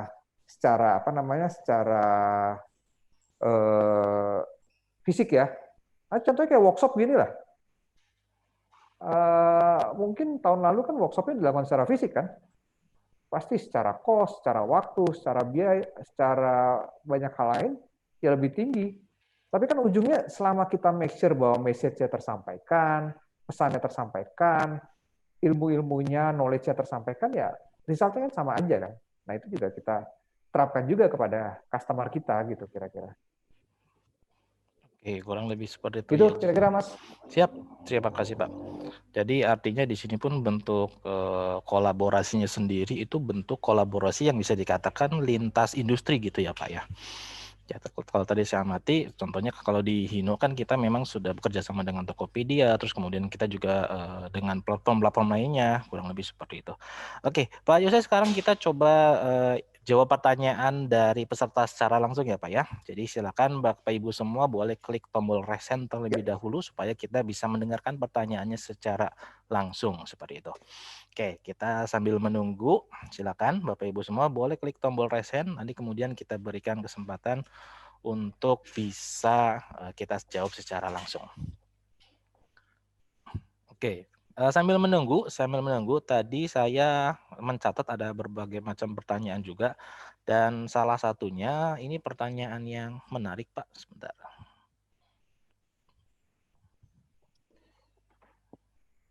Oke. Oke, jadi ini pertanyaan dari Pak Budianto Sumardi, Pak ya. Saya sambil kita coba baca bersama ya Pak ya. Jadi kalau di sini pertanyaannya cukup banyak sekali, kurang lebih ada banyak nih Pak. Ini kurang lebih pertanyaannya seperti ini Pak. Jadi ini pertanyaan Pak Yose ini dia ketik di jam 11.19. Betul ya. Jadi pertanyaannya kurang lebih gini Pak. Jadi Indonesia itu kan terdiri dari berbagai macam kepulauan. Kemudian juga dari kepulauan ini ada berbagai macam latar belakang, dimulai dari edukasinya, kemudian kultur, kemudian juga ekonomi, dan segala macamnya. Nah, untuk bisa mengakomodir seluruh Indonesia paham tentang digital itu, kira-kira supaya lebih paham, supaya mereka lebih aware tentang digital marketing ini, butuh berapa lama sih Pak untuk bisa mengedukasi semuanya dengan berbagai macam latar belakang seperti itu? Gitu Pak. Oh, ini kita bicara lebih luas lagi ya, Iya, masyarakat betul. gitu ya. Nah, Masyarakatnya. itu lebih kompleks sih Bapak Ibu, terus terang. Karena kan kalau masyarakat, kita bicara masyarakat ini kan, ya inilah contoh yang terkini sekarang mengenai Undang-Undang Omnibus Law kan. Ternyata banyak yang bikin orang-orang marah, itu malah either tidak dicantumkan di undang-undang, atau berbeda dengan yang dicantumkan di undang-undang. Kalau tidak dicantumkan di undang-undang, berarti kan dia revert ke undang-undang sebelumnya, artinya nggak ada perubahan. Atau misalkan dia ya berubah tapi tidak sesuai dengan yang dimarahkan sama orang-orang ini. Contohnya seperti pesangon, kan dibilang, oh pesangon nggak ada. Pesangon ada, bahkan sekarang pesangon itu dijamin sama pemerintah. Ada 6 kali gaji pesangon yang dijamin oleh pemerintah. Oh, tapi kan terjadi penurunan dari 32 kali gaji pesangon jadi 25 kali gaji. Ya faktanya ada gitu perusahaan yang bayar pesangon sampai 32 kali gaji, saya sih rasa-rasanya nggak pernah dengar sih. Kira-kira seperti itu kan. Dan itu di negara lain pun 25 kali gaji itu memang hitungannya jauh lebih tinggi. Bahkan 25 gaji pun saya nggak yakin banyak perusahaan yang mau melakukan itu gitu ya.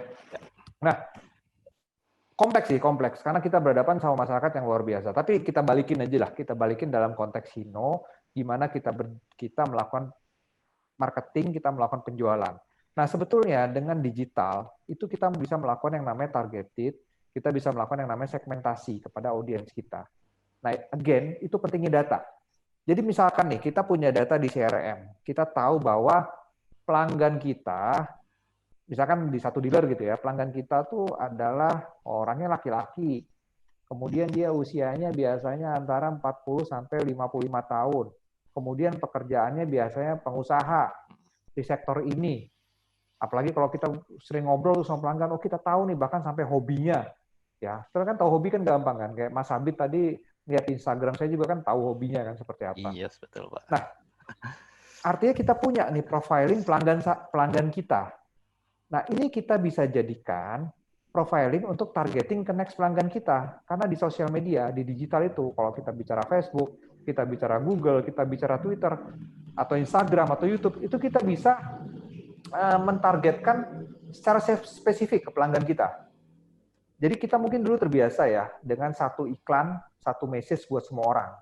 Nah di era digital udah nggak bisa. Kayak misalkan ke saya, saya penggemar Liverpool. Ya tentunya kalau dikirim ke saya konten tentang MU ya saya nggak tertarik gitu kan. Tapi kalau dikirim konten yang berkaitan dengan Liverpool, itu saya jadi tertarik. Nah itu kita bisa define tuh di digital, di sosial media. Tapi again harus berangkat dari data sebelumnya. Makanya saya berkali-kali nggak bosan-bosannya ngomong bahwa CRM itu penting buat mengenal pelanggan Bapak Ibu. Sehingga Bapak Ibu bisa mengidentifikasi, oh ternyata profiling pelanggan saya seperti ini. Sehingga kalau mau melakukan pemasaran, mau melakukan penjualan melalui digital, Bapak Ibu udah punya profilnya. Dan tiap pelanggan itu juga pasti nanti message-nya beda-beda. Jadi buat misalkan buat pengusaha tambang, ya tentunya kita jual ketangguhan di Medan Tambang misalkan. Buat pengusaha transportasi, tentunya kita jual kontennya terkait dengan transportasi. Jadi pelanggannya dibedakan, targetingnya dibedakan, message-nya pun harus dibedakan secara spesifik. Kira-kira seperti itu, Mas. Oke, kurang lebih Jadi seperti kita itu nggak ya. usah bicara masalah negara lah, kita bicara masalah langsung penjualan Langsung aja ya. gitu. Berarti kalau boleh saya simpulkan, berarti artinya ke depannya itu digitalisasi itu adalah customize gitu ya Pak ya. Jadi customize setiap Sangat-sangat customer itu customize. sangat customize. Maka dari itu kita membutuhkan Ah, data-datanya yang lengkap gitu ya. Oke, coba saya mau tanya betul. ke tadi Pak Budianto, apakah sudah terjawab atau belum pertanyaannya? Oke, selamat siang Pak Jose. Terima kasih Ya, paparan Pak. Bapak sangat menarik sekali Pak untuk pencerahan kami. Sebenarnya tadi yang saya tanyakan itu mungkin karena ditulis jadi agak kurang tepat. Maksud saya begini Iya. Pak, kita setuju sekali bahwa apalagi dengan adanya pandemi COVID ini akhirnya kita masuk ke satu dunia yang sebelumnya kita nggak pernah masuk, semua online ya Pak ya. Ya. Terakhir maksud saya gini, kami dealer ini kebetulan berada bukan hanya di Pulau Jawa Pak, dari ujung Aceh sampai ke Papua sana Pak ya. Itu maksud saya, Indonesia arkipelago, penduduknya ada 270 juta kurang lebih, dengan latar belakang pendidikan, kultur, sosial ekonomi, dan sebagainya Pak ya.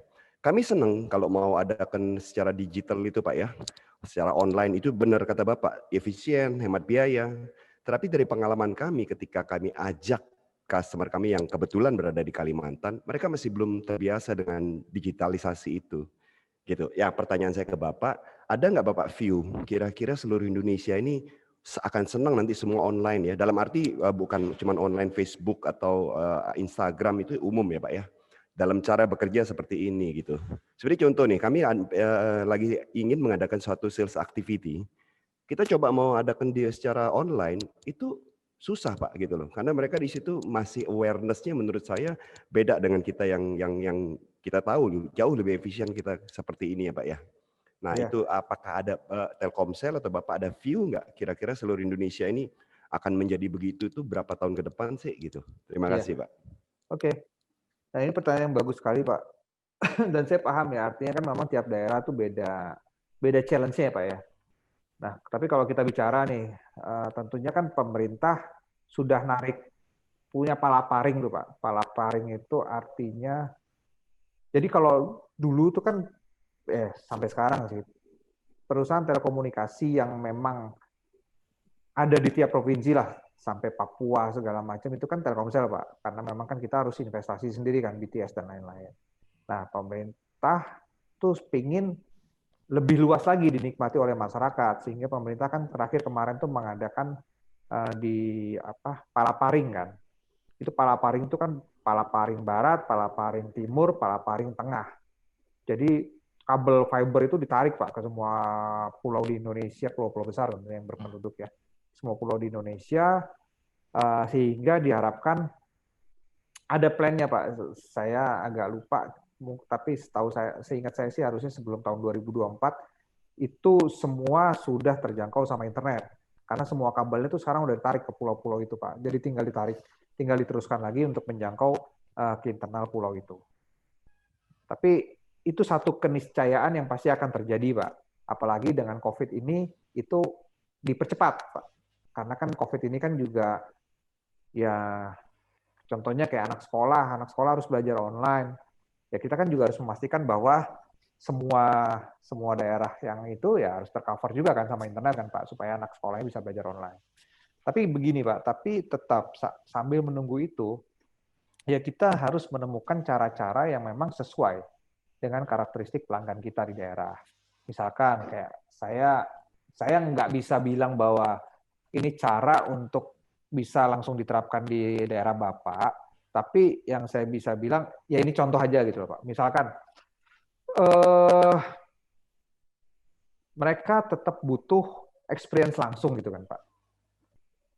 Apa sih yang bisa menggantikan experience langsung? mungkin ada pengusaha-pengusaha yang jadi role model di sana, Pak. Biasanya kan kalau di Kalimantan kan ada haji yang punya tambang besar gitu kan, Pak.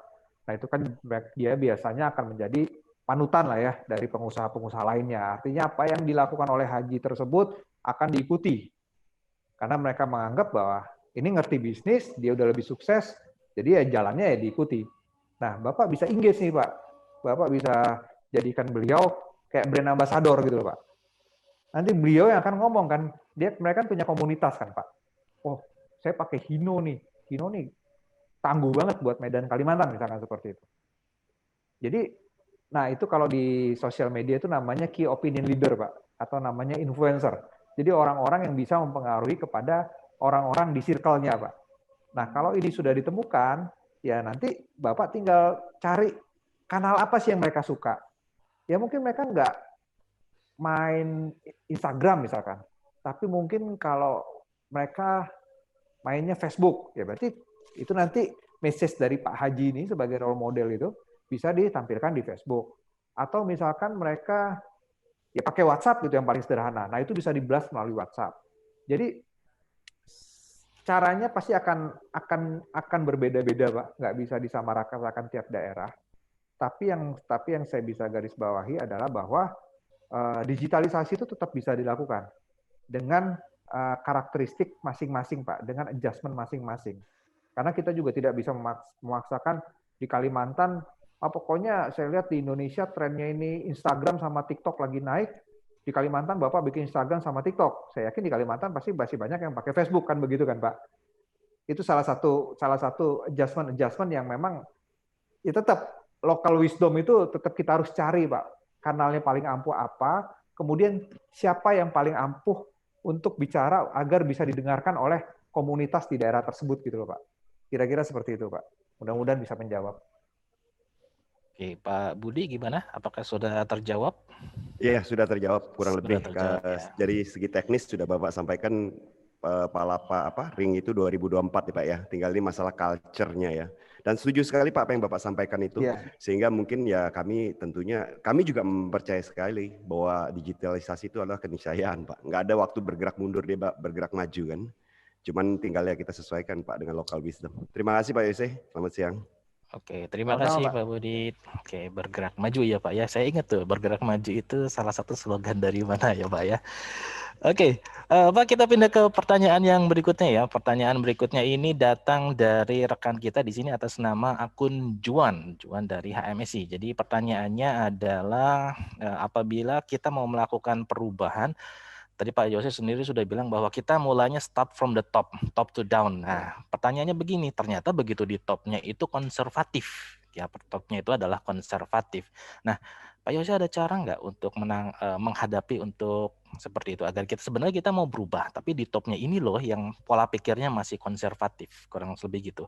Coba saya sapa terlebih dahulu ya Pak Juannya, apakah benar pertanyaannya seperti itu atau ada pertanyaan yang lainnya. Pak Juan, silakan. Boleh cek suaranya?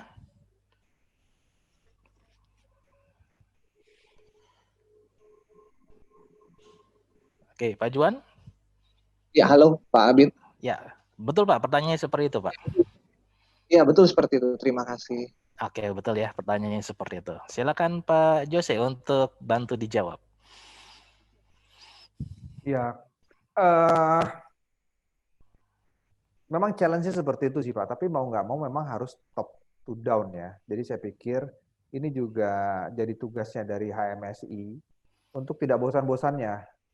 Yang pertama tentunya menunjukkan bagaimana digitalisasi ini, ya kalau bos kan apa sih ujung-ujungnya? Ujungnya kan dua Pak, efisiensi bottom line, naikin top line kan. Bagaimana semua proses ini bisa menghasilkan itu. Nah, cara yang paling ini adalah kasih use case-nya. Jadi dealer-dealer kan saya yakin kan banyak dealer-dealer yang memang sudah sadar pentingnya digitalisasi dan sudah melakukan. Mungkin hanya perlu dibantu agar bisa lebih efektif, bisa lebih cepat proses digitalisasinya. Nah, untuk dealer-dealer ini kita bisa jadikan mereka sebagai contoh. Bisa jadikan mereka sebagai contoh kasus kepada dealer-dealer yang lain. Yang paling mudah ngajak orang itu kan kalau udah ada contoh yang berhasil kan. Nih dengan melakukan digitalisasi, kemudian dealer ini revenue-nya bisa meningkat, efisiensi terjadi dan lain sebagainya. Itu saya pikir cara yang paling mudah. Yang kedua, ya harus bicara memang dengan para kalau dealer mungkin owner ya langsung ya, dengan para owner ini. Sebetulnya gini, kadang-kadang orang berfokus kepada aplikasinya, kadang-kadang orang berfokus kepada sistemnya. Nah, tapi sistem itu kan sebetulnya buat serving kita. Nah, jadi apa yang perlu di-serve untuk para owner-owner ini? Tentunya kan semua owner kan pengen tahu kan, bisnisnya tuh berkembang nggak? Gimana, ya key information-nya kan seperti misalkan penjualan, kemudian seperti misalkan stok dan lain-lain. Nah, itu diberikan kepada owner-owner ini melalui sistem. Sehingga mereka merasa, oh ternyata digital itu bermanfaat buat saya. Ternyata benefitnya itu berasa buat saya. Jadi menurut saya sih, ini juga PR-nya lebih kepada HMSI-nya ya. Karena agak susah kalau misalkan dari middle management, dari bawah yang nyodok ke atas tuh agak susah lah kalau menurut pengalaman saya. Karena ini harus benar-benar di-believe manfaatnya, harus benar-benar percaya manfaatnya oleh owner itu sendiri, baru kemudian dia bisa menjalankan, atau bahkan kan yang kalau misalkan bawahnya reluctant, atasnya bisa maksa kan. Nah, kalau atasnya reluctant kan bawahnya susah buat maksa. Ya, that's the truth lah. So, menurut saya ya ini PR-nya buat HMSI, tugasnya buat HMSI memang menunjukkan use case mana yang berhasil. Kalau misalkan di antara internal belum ada yang berhasil, ya mungkin bisa ngambil use case dari luar.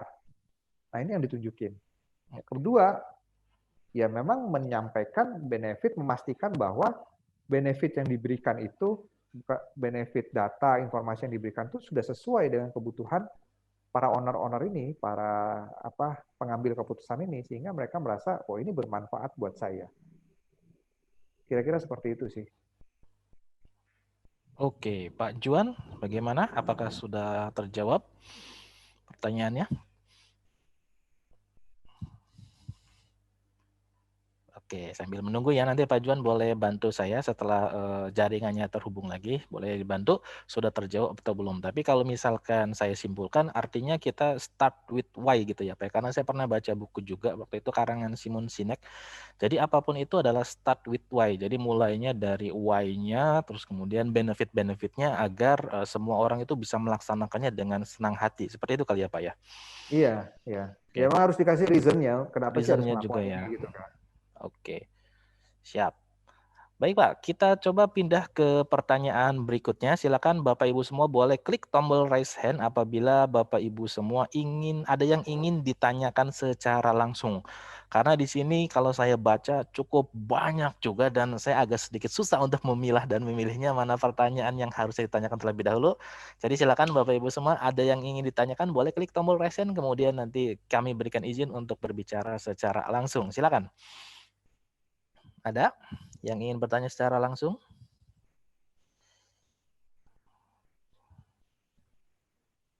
Oke. Nah, kalau sambil kita menunggu Pak, coba kita jawab pertanyaan terlebih dahulu Pak. Ini pertanyaan kita mulai dari bawah ya Pak ya. Karena kalau dari atas cukup ke atas, nanti saya coba cek pertanyaan yang dari atas, siapa yang akan disebutkan. Ini pertanyaan datang dari Pak Ardiasa Dwi Saputra. Jadi ini adalah salah satu rekan kita di HMSI. Pertanyaannya seperti ini kurang lebih Pak. Pak Yose, saat ini kami melakukan e-commerce di marketplace Tokopedia. Tidak beberapa lama, kompetitor pun melakukan hal yang sama di marketplace yang sama juga. Apakah data-data atau cookies konsumen yang ada di marketplace itu cukup aman? Jadi ini terkait pertanyaan privasinya. Kemudian, data atau pattern konsumen Hino tidak dimanfaatkan oleh marketplace untuk dijual ke kompetitor. Karena untuk membuat marketplace sendiri mengurus ISO 27001 bukan hal yang mudah, gitu Pak. Apakah ada rekomendasi? Jadi ini pertanyaannya lebih kepada privacy data. Jadi apakah data begitu kita masuk ke e-commerce, apakah data itu aman atau memang data itu bisa dibocorkan, kurang lebih gitu. Pak Yose, silakan boleh ditanggapi sambil kita silakan ya Bapak Ibu semua, sambil nanti kita melihat siapa saja Bapak Ibu semua yang angkat tangan, dan nanti setelah ini kita akan persilakan Bapak Ibu semua untuk bertanya secara langsung. Silakan Pak Yose untuk dijawab terlebih dahulu. Ya, jadi semua perusahaan digital, semua perusahaan teknologi di Indonesia itu sebetulnya sudah diatur, sudah diregulate dengan peraturan dari pemerintah. Ada juga peraturan-peraturan dari industri. Dan juga banyak peraturan-peraturan yang memang sifatnya internasional. Jadi insya Allah Pak Bu, keamanan data itu harus dijaga sama mereka, karena mereka juga time to time itu pasti diaudit. Nah memang ya kita sering dengar lah ada kejadian kebocoran data dan lain sebagainya. Ya itu kan kayak kayak orang kemalingan lah ibaratnya, bukan sesuatu yang disengaja, bukan sesuatu by design, tapi biasanya ada yang ngehack atau ada hal-hal sifatnya lainnya. Tapi overall harusnya aman. Memang kadang-kadang kita nggak tahu bagaimana data itu dimanfaatkan oleh mereka, tapi harusnya sesuai dengan term and condition-nya lah yang kita iniin. Nah, tentunya kita sendiri yang memang harus memanfaatkan data konsumen itu juga. Jadi semua semua leads dari mau dari Tokopedia maupun dari e-commerce lainnya, nah itu juga wajib kita simpan Pak Bu, untuk kita pergunakan sesuai dengan kebutuhannya, karena itu kan data konsumen atau data calon konsumen kita. Kira-kira sih seperti itu sih masalah keamanan data, ya harusnya regulasi sudah sangat ketat, kemudian secara berkala juga diaudit gitu. Kira-kira seperti itu.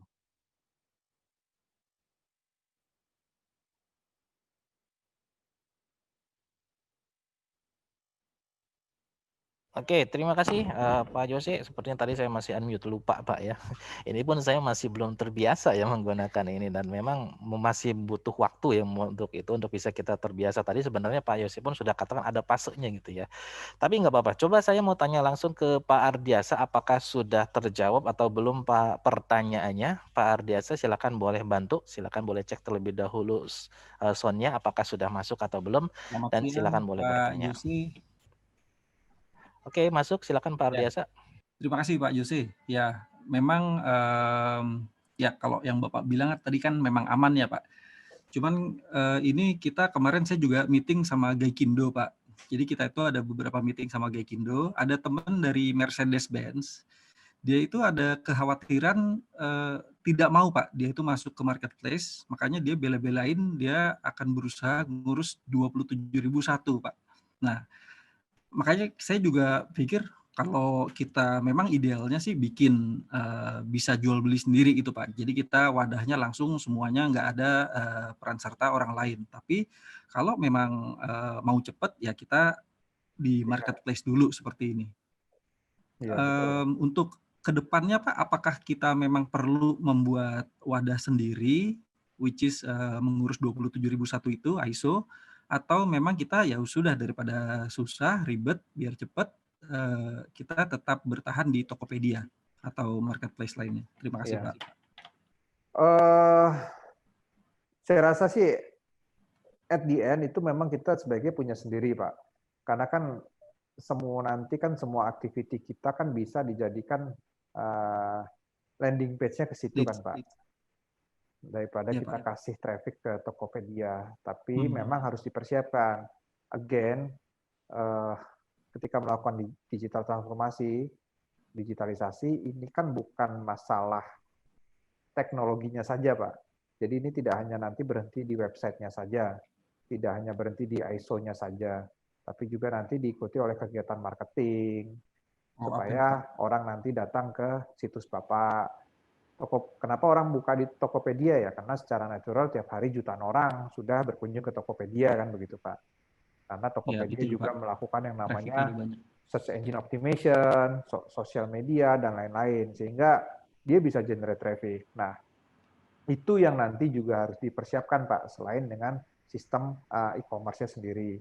Kemudian juga nanti ya internal proses di dalam kan, masalah sales, kemudian masalah marketing, customer service juga.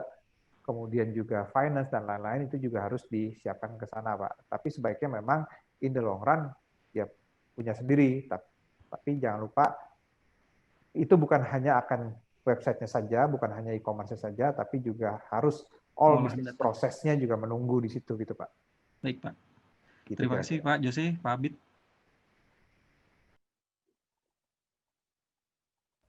Oke, terima kasih Pak Pak Desa sudah bantu. Semoga sudah terjawab. Dan tadi kalau saya amati di sini ada pertanyaan yang menarik dari rekan dealer kita di Banjarmasin ya. Jadi kita rekan dealer kita di Banjarmasin.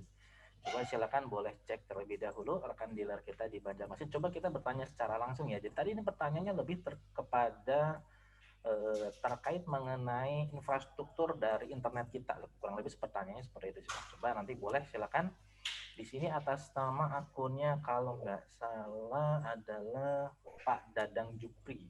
Di sini atas akun nama Dadang Jupri /CPSO Mitra Hino. Jadi pertanyaan ini adalah lebih kepada coverage di NKRI masih banyak blank spot, kira-kira berapa persen gitu Pak. Jadi ini lebih banyak terkait mengenai itu. Oke, Tobat, saya mau konfirmasi terlebih dahulu Pak Dadang Jupri, boleh bantu di ini ya, boleh silakan bantu di unmute, apakah sudah bisa atau belum? Betul Pak Abid, terima kasih. Betul ya. Oke, Pak Dadang Jupri, selagi kita bisa ngomong secara langsung, silakan Pak, boleh ditanyakan secara langsung kepada Pak Yose pertanyaannya, agar kita jauh lebih clear pertanyaannya. Baik, selamat siang Pak Yusi. Ya. Selama ini yang saya ketahui Telkomsel itu paling luas coverage-nya ya di Indonesia. Tapi masih adakah yang blank spot gitu Pak? Dan itu kira-kira berapa persen dari luas NKRI kita Pak? Terima kasih Pak. Iya. Blank spot pasti masih ada Pak, karena kan Indonesia ini luas sekali ya. Dan juga sebaran penduduknya kan tidak merata ya. Ada daerah-daerah yang memang penduduknya populasi padat, ada daerah-daerah yang populasinya sangat sedikit sebetulnya gitu loh. Tentunya kan ya kita juga punya perhitungan-perhitungan juga Pak sebagai untuk operasional dan lain sebagainya. Tapi karena kita juga perusahaan yang dimiliki oleh negara, kayak daerah 3T, terdepan, terluar, apa satu lagi tuh istilahnya tuh? Terluar, pokoknya daerah-daerah yang di perbatasan-perbatasan itu Pak, kayak di Miangas dan lain-lain, bahkan kita tuh ada di sana. Bahkan kayak di Mentawai itu kita 4G di sana, di Mentawai. Jadi kita servicing itu kadang-kadang di daerah yang listriknya pun belum ada, sehingga kita biasanya pakai genset atau solar cell gitu ya. Tapi ya memang ya tugas kita menjaga kedaulatan NKRI dari sisi komunikasi kan, begitu Pak kira-kira. Tapi saya sih optimis bahwa ya ke depannya ya internet ini akan jadi suatu hal yang apa ya, yang memang akan bisa dinikmati, akan bisa jadi akses buat semua orang gitu loh. Kira-kira sih seperti itu Pak. Oke, bagaimana? Apakah sudah terjawab pertanyaannya?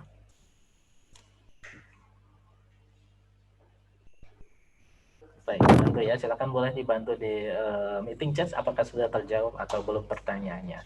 Pak Yose, sebenarnya masih banyak pertanyaan. Kita semoga bisa menyelesaikan pertanyaan ini ya. Jadi ini pertanyaan berikutnya datang dari Rizwandi PPR. Jadi pertanyaannya ini lebih kepada ingin menanyakan kondisi. Jadi pertanyaan gini Pak Yose kurang lebih. Apakah yang harus dipertimbangkan ketika kita mau berubah ya maksudnya? Apakah dari kita dulu yang berubah atau dari customer dulu yang berubah agar kita bisa ke digitalisasi. Jadi ini pertanyaannya ingin menanyakan mana dulu yang berubah, apakah dari Hino terlebih dahulu atau kita men-trigger customer untuk bisa ke digital dulu.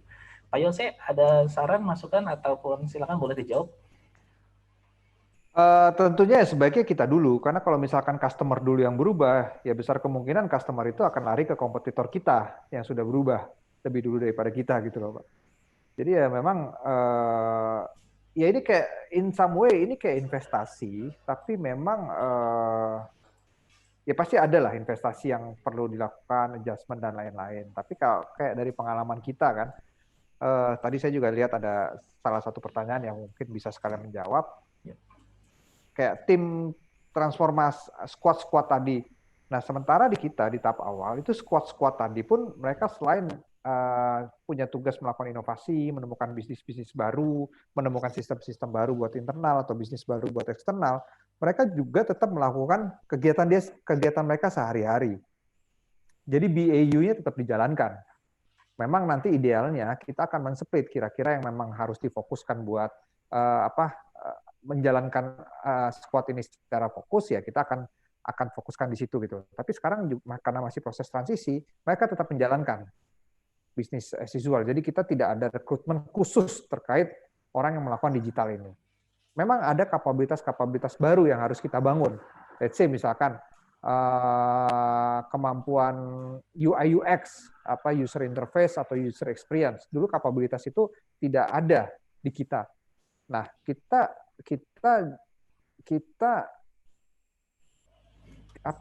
berikan pelatihan, kita berikan pendidikannya kepada karyawan yang memang menunjukkan minat, menunjukkan talent ke arah sana.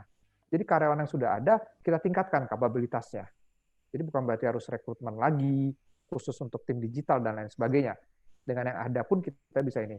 Nah, memang akan jadi challenge, memang akan jadi satu proses yang lumayan melelahkan buat teman-teman ini, karena di satu sisi mereka harus melakukan bisnis as usual, pekerjaan dia sehari-hari, di satu sisi dia juga harus melakukan inovasi-inovasi ini di squad-squadnya. Tapi ya kita ada apresiasi, kita relatekan proses ini dengan proses penilaian, assessment. Jadi orang-orang ini nanti akan punya assessment yang lebih daripada orang-orang yang hanya melakukan BAU-nya saja. Kira-kira seperti itu. Tapi memang balik lagi ke pertanyaan tadi, kita harus siap lebih dulu. Karena kalau customer kita siap lebih dulu, ya mungkin mereka akan pindah ke kompetitor kita yang udah siap gitu loh, daripada kita. Kira-kira seperti itu.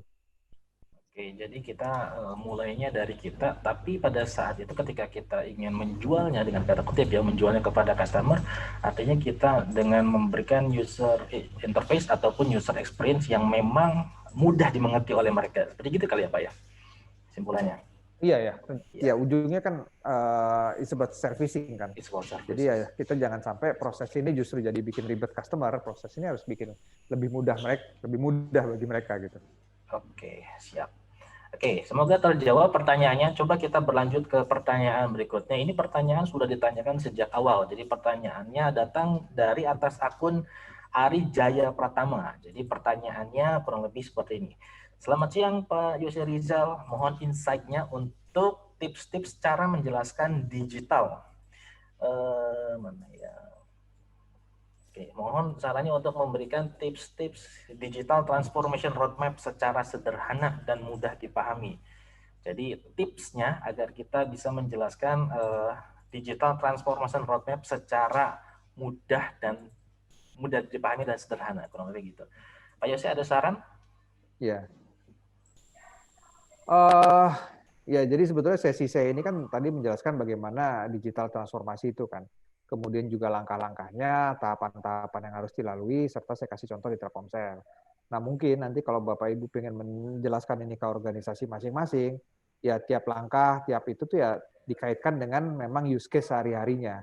Jadi sehingga tim Bapak Ibu akan lebih mudah menerimanya dan lebih mudah mengkaitkannya dengan operasional yang sudah biasa mereka jalanin sehari-hari. Jadi kira-kira sih kalau kita bicara digital transformasi, kita bicara digitalisasi dan lain sebagainya ya, kira-kira seperti yang saya jelaskan tadi sih.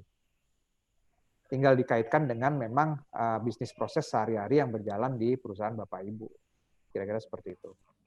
Jadi dari penjelasan yang tadi kita ambil contoh-contohnya yang memang relate gitu ya, Pak ya, dengan kondisi kita saat ini. Betul. Oke, betul. Siap.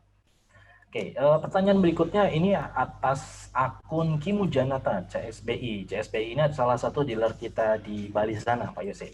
Jadi pertanyaannya adalah bagaimana cara Telkomsel menyikapi kondisi pada saat mengalami penurunan omset.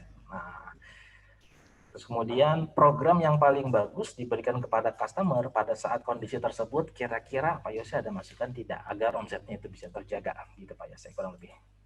Silakan Pak Yose, boleh bantu jawab. Ya, Bali sepi ya sekarang ya, saya lihat dari teman-teman saya sedih.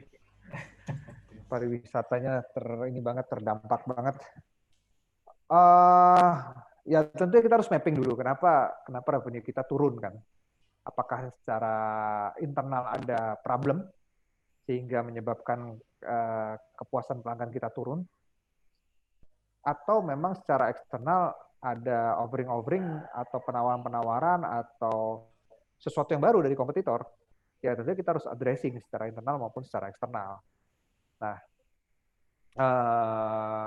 industri telco itu industri yang price sensitif sebetulnya. Jadi kalau persaingan harga dan lain-lain itu sangat sudah biasa terjadi. Nah, tapi kita juga di Telkomsel biasanya kita tidak mau terjebak ke dalam persaingan harga karena kita kan berusaha memberikan servis yang terbaik, kemudian jaringan kita juga yang coverage-nya paling luas dan lain sebagainya. Sehingga kita selalu berusaha memberikan sesuatu yang lebih kepada customer kita dari sisi experience, dari sisi mempermudah hidup mereka, dari sisi lifestyle digital mereka dan lain sebagainya. Tapi basically ya tentunya kita harus mapping dulu karena tiap kondisi, tiap situasi, tiap waktu itu reason-nya berbeda-beda dan respon kita juga berbeda-beda. Cuman yang sama adalah bahwa kita memang selalu memantau apa yang terjadi di market, bahwa kita kita juga selalu berusaha inovasi. Karena meningkatkan revenue itu kan ada dua cara kan. Yang pertama memang kita fight untuk win again di our current business, atau ya kita ciptakan bisnis-bisnis baru yang memang bisa menjadi revenue generator yang baru gitu kan. Nah sekarang buat Telkomsel juga salah satu opportunity kita, salah satu challenge kita adalah memang meng-create bisnis-bisnis baru terutama di bidang digital. Terutama di bidang digital yang dulu tuh tidak menjadi bisnis buat kita. Nah sekarang banyak bisnis-bisnis baru di bidang digital yang bisa menjadi revenue generator baru buat kita. Kira-kira seperti itu. Oke, kurang lebih seperti itu ya. Bagaimana? Apakah sudah terjawab atau belum pertanyaannya? Silakan boleh bantu ya.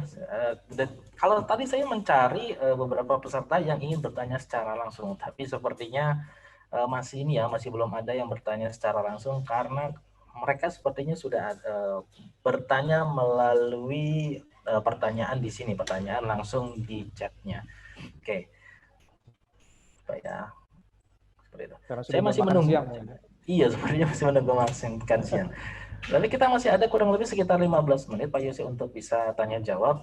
Sambil nanti saya mau mengajak ke peserta semua, silakan boleh klik tombol raise supaya kita bisa ngobrol secara langsung. Karena kalau kita ngobrol secara langsung, pertanyaan walaupun tadi sudah dituliskan akan jauh lebih mudah tersampaikannya. Gitu kali ya Pak ya. Oke. Jadi coba saya masih menunggu dari rekan dealer untuk agar bisa klik tombol raise hand dan silakan boleh tanyakan kepada kita secara langsung. Oke, klik tombol raise hand. Oke ya. Jadi silakan Bapak Ibu semua boleh cari di sini. Nah, yang tombol raise hand ya. Oke, ada yang bertanya secara langsung? Ada yang ingin bertanya secara langsung? Oke. Sebentar ya, Pak Yose, coba kita tunggu terlebih dahulu. Sepertinya di sini ingin ada yang bertanya, tapi kemungkinan di sini karena kita biasanya menggunakan MS Team, jadi di sini ada beberapa rekan-rekan dealer yang masih mencari klik tombol raise hand-nya di mana dan segala macamnya. Oke, gitu ya kurang lebih Pak Yose. Baik, sambil kita menunggu, saya akan coba cari pertanyaan terlebih dahulu agar kita bisa bahas secara langsung. Oke, sepertinya. Oke, ini ada pertanyaan dari... Oke, coba kita bahas pertanyaan dari Pak Hendra ya. Jadi Pak Hendra dari NPN di Workshop Head. Jadi pertanyaan ini lebih kepada ingin tahu experience Pak Yose ketika mau membuka cabang terpencil gitu Pak. Jadi di Hino pun kurang lebih kita memang memberikan amanat kepada dealer agar bisa membuka cabangnya di berbagai macam daerah. Tapi bisa kemungkinan cabang tersebut kan bisa dikatakan daerah yang terpencil. Nah, pada saat itu ketika Pak Yose ingin membuka outlet atau mau membuka cabang itu bisa masuk di Telkomsel, kira-kira pertimbangannya apa Pak? Ini kita mau dengar secara langsung ya. Jadi kisahnya Pak Yose itu kurang lebih seperti apa ketika memang mau membuka cabang di daerah yang terpencil. Pak Yose, silakan boleh bercerita. Biasa sih kalau Telkomsel dua ya. Yang pertama memang kita memang dari potensi market, artinya kan kita kan selalu analisa semua data kan, dari BTS kita, kemudian dari sales kita, dan lain-lain. Sehingga kalau kita merasa bahwa ada satu daerah yang memang muncul kebutuhan baru dari sisi outlet, dari sisi BTS, dan lain-lain, ya tentunya kita akan buka di sana. Itu sih pertimbangan yang paling utama. Jadi kita punya ya semua data kita tuh kita jadikan bahan analisa. Karena kita tahu banget bahwa misalkan ada satu BTS nih, satu BTS itu sudah overload. Nah berarti kita harus buka BTS baru lagi. Kemudian ternyata ada satu daerah yang misalkan antar BTS dia kita lihat ada potensi baru di dekat situ. Nah, tentunya kita buka BTS lagi. Nah, biasanya kalau misalkan ada pembukaan di daerah baru, selain dari sisi network, nah biasanya sisi sales, teman-teman sales juga akan mengikuti kan. Jadi mereka juga akan hadir di situ karena buat melayani pembelian pulsa dan lain sebagainya. Jadi berdasarkan data sih bukan biasanya, harus selalu berdasarkan data karena data kita cukup komplit ya. Kira-kira seperti itu. Oke, semoga sudah terjawab ya. Jadi kurang lebih seperti itu pertanyaannya. Oke, Pak Yose, gini Pak Yose, kalau misalkan tadi kan Pak Yose sempat bilang kalau kita mau masuk ke digitalisasi, artinya kita mulai dari tim-tim yang kecil, dimulai start from tim-tim yang kecil hingga akhirnya dia bisa bergulung menjadi tim yang jauh lebih besar lagi. Nah, kalau misalkan saya adalah tim leader di tim yang kecil tersebut, gimana sih Pak caranya supaya kita bisa mengencourage atau memotivasi seluruh tim saya agar bisa ke ranah digital? Karena kan dalam tanda kutip saya timnya kecil, bukan tim yang besar gitu Pak. Kenapa? Sorry. Oke, sebentar ya Pak ya. Oke, jadi kalau tadi kan Pak Yusuf sempat bilang kalau ketika kita mau memulai digitalisasi, kita mulai dari tim-tim yang kecil terlebih dahulu agar itu jauh lebih mudah dipantau. Tapi pertanyaannya seperti ini, Pak. Mungkin ada pertanyaan juga ya di dealer sana. Saya setelah mengikuti sesi ini saya sudah tahu nih, saya sudah termotivasi dan saya sudah tahu apa yang harus dilakukan. Tapi menanamkan ke tim leader ke bawahan saya, ke anggota saya itu gimana supaya saya as a team leader yang hanya punya tim kecil itu bisa mau bergerak. Sedangkan kapasitasnya mungkin kan ya saya tim kecil Pak. Nah Pak Yose ada ini nggak, ada cara atau masukan nggak untuk menanggulangi hal itu? Nah makanya, jadi memang yang tadi saya bilang, bapak-bapak, ibu-ibu yang hadir di sini kan mungkin pimpinan atau bahkan ownernya ya dari dealer-dealer. Nah, tugas pertama adalah bapak dan ibu ini harus menemukan yang bisa ditunjuk sebagai leader. Nah, salah satu kriteria leader ini adalah dia bisa menginfluence orang. Jadi kalau tadi pertanyaan dari yang tadi disampaikan sama Mas Abid tadi adalah ya memang si leader ini sudah terbiasa menginfluence orang, sudah terbiasa membuat impact kepada lingkungannya. Nah ini yang harus dicari orang-orang ini, siapa sih di organisasi saya yang punya karakteristik seperti itu, sehingga nanti tugas dia yang memimpin proses digitalisasi ini gitu loh. Jadi jangan kegiatan ini dipimpin oleh orang yang nggak bisa menginfluence organisasinya, nggak bisa menginfluence banyak orang di organisasi, karena ya betul butuh banyak motivasi, butuh banyak influence, butuh banyak ajakan buat memulai kegiatan seperti ini gitu. Oke. Kalau di kita Pak, jadi di Hino di beberapa waktu yang lalu pun kita di tim kecil, dalam artian tim kecil itu adalah tim SPV ya. Jadi di tim SPV kita sempat memberikan training terkait mengenai bagaimana kita membuat personal branding.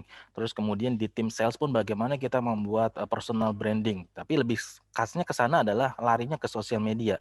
Nah pertanyaan saya, apakah itu sudah cukup menjadi influencer agar kita bisa bergerak menjadi tim yang lebih besar lagi atau ada yang lainnya Pak? Bisa sih, maksud saya gini, caranya bisa beda-beda. Jadi kita tuh kayak punya, kalau kayak di Telkomsel tuh atau di BUMN kan kita punya talent pool kan. Jadi kita tahu nih orang-orang yang memang secara pribadi, secara prestasi kerja, secara organisasi di lingkungannya kita punya catatan tiap orang, karakteristiknya seperti apa. Nah,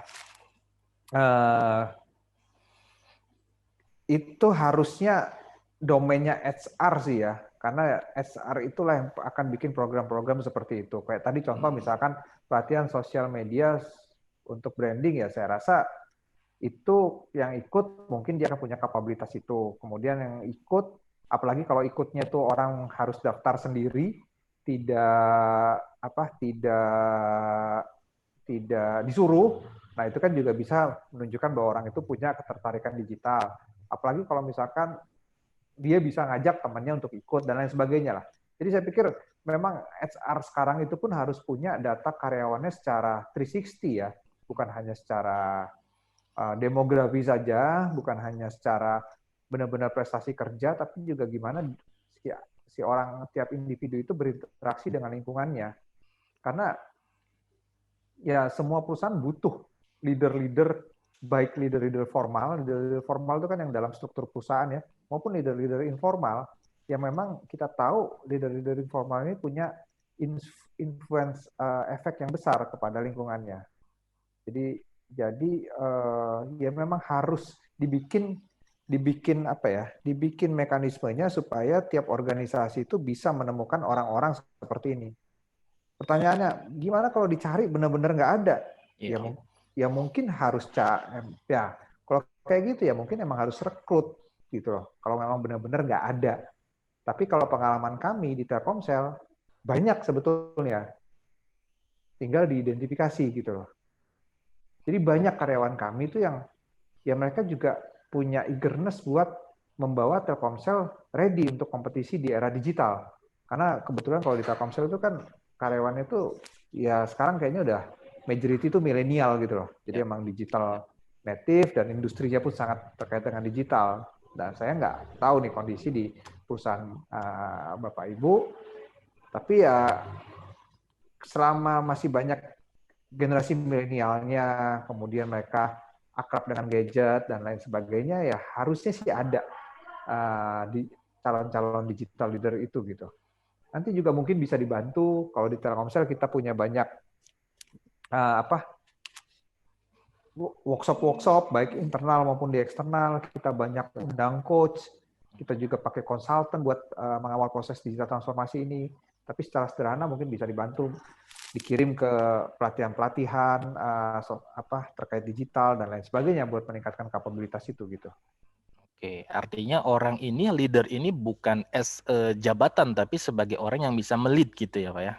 Betul. Karena ya itu memang challenge-nya kan itu. Biasanya orang-orang yang sekarang sudah ada di top level, ya let's say misalkan di atas 50 tahun gitu ya, ya tidak akrab dengan digital kan biasanya gitu loh. Oke, siap. Oke ya, kurang dapat Pak, saya dapat poinnya. Jadi kurang lebih semoga rekan-rekan Dila pun kemungkinan ada juga di beberapa tempat yang kurang lebih seperti itu, dan itu adalah caranya untuk agar kita bisa menarik nih orang-orang yang lainnya yang tadi pola pikirnya adalah konservatif bisa beralih ke ranah digital. Pak Yose, terima kasih atas waktunya. Sepertinya masih banyak pertanyaan, tapi sayang sekali untuk sesi Q&A kali ini sudah habis waktunya.